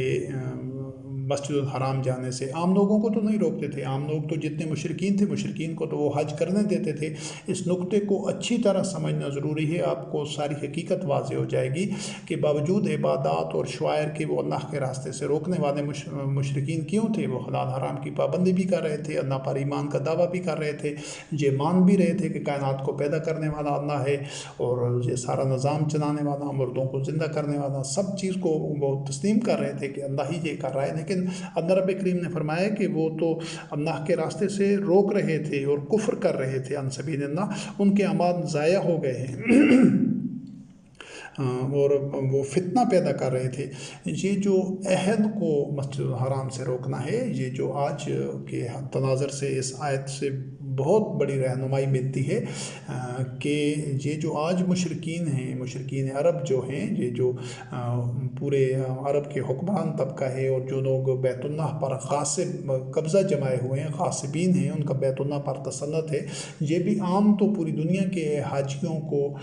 یہ جو مشرکین حج کے لیے جاتے ہیں ان کو تو نہیں روکتے، ان کے ذریعے تو ان کو آمدن ہوتی ہے اور حج کی مد میں ان کا سارا جو بزنس ہے اور عمرے کی مد میں، لیکن آج یہ بھی بالکل ان مشرکین عرب کی طرح جو اہل لوگ ہیں، جو کہ مومنین ہیں، جو کہ مسجدیں ہوتی ہیں وہ تو ان کی تو نیت کا، ان کی آباد کاری کے اہل ہی صرف متقین ہوتے ہیں۔ جو قرۂ ارض کو آج بھی پورے قرۂ ارض کے لیے بیت اللہ کو عالمی دارالخلافہ بنا کر پوری نوع انسانی کے وہ اپنے پاؤں پر کھڑا کرنے کے لیے ایک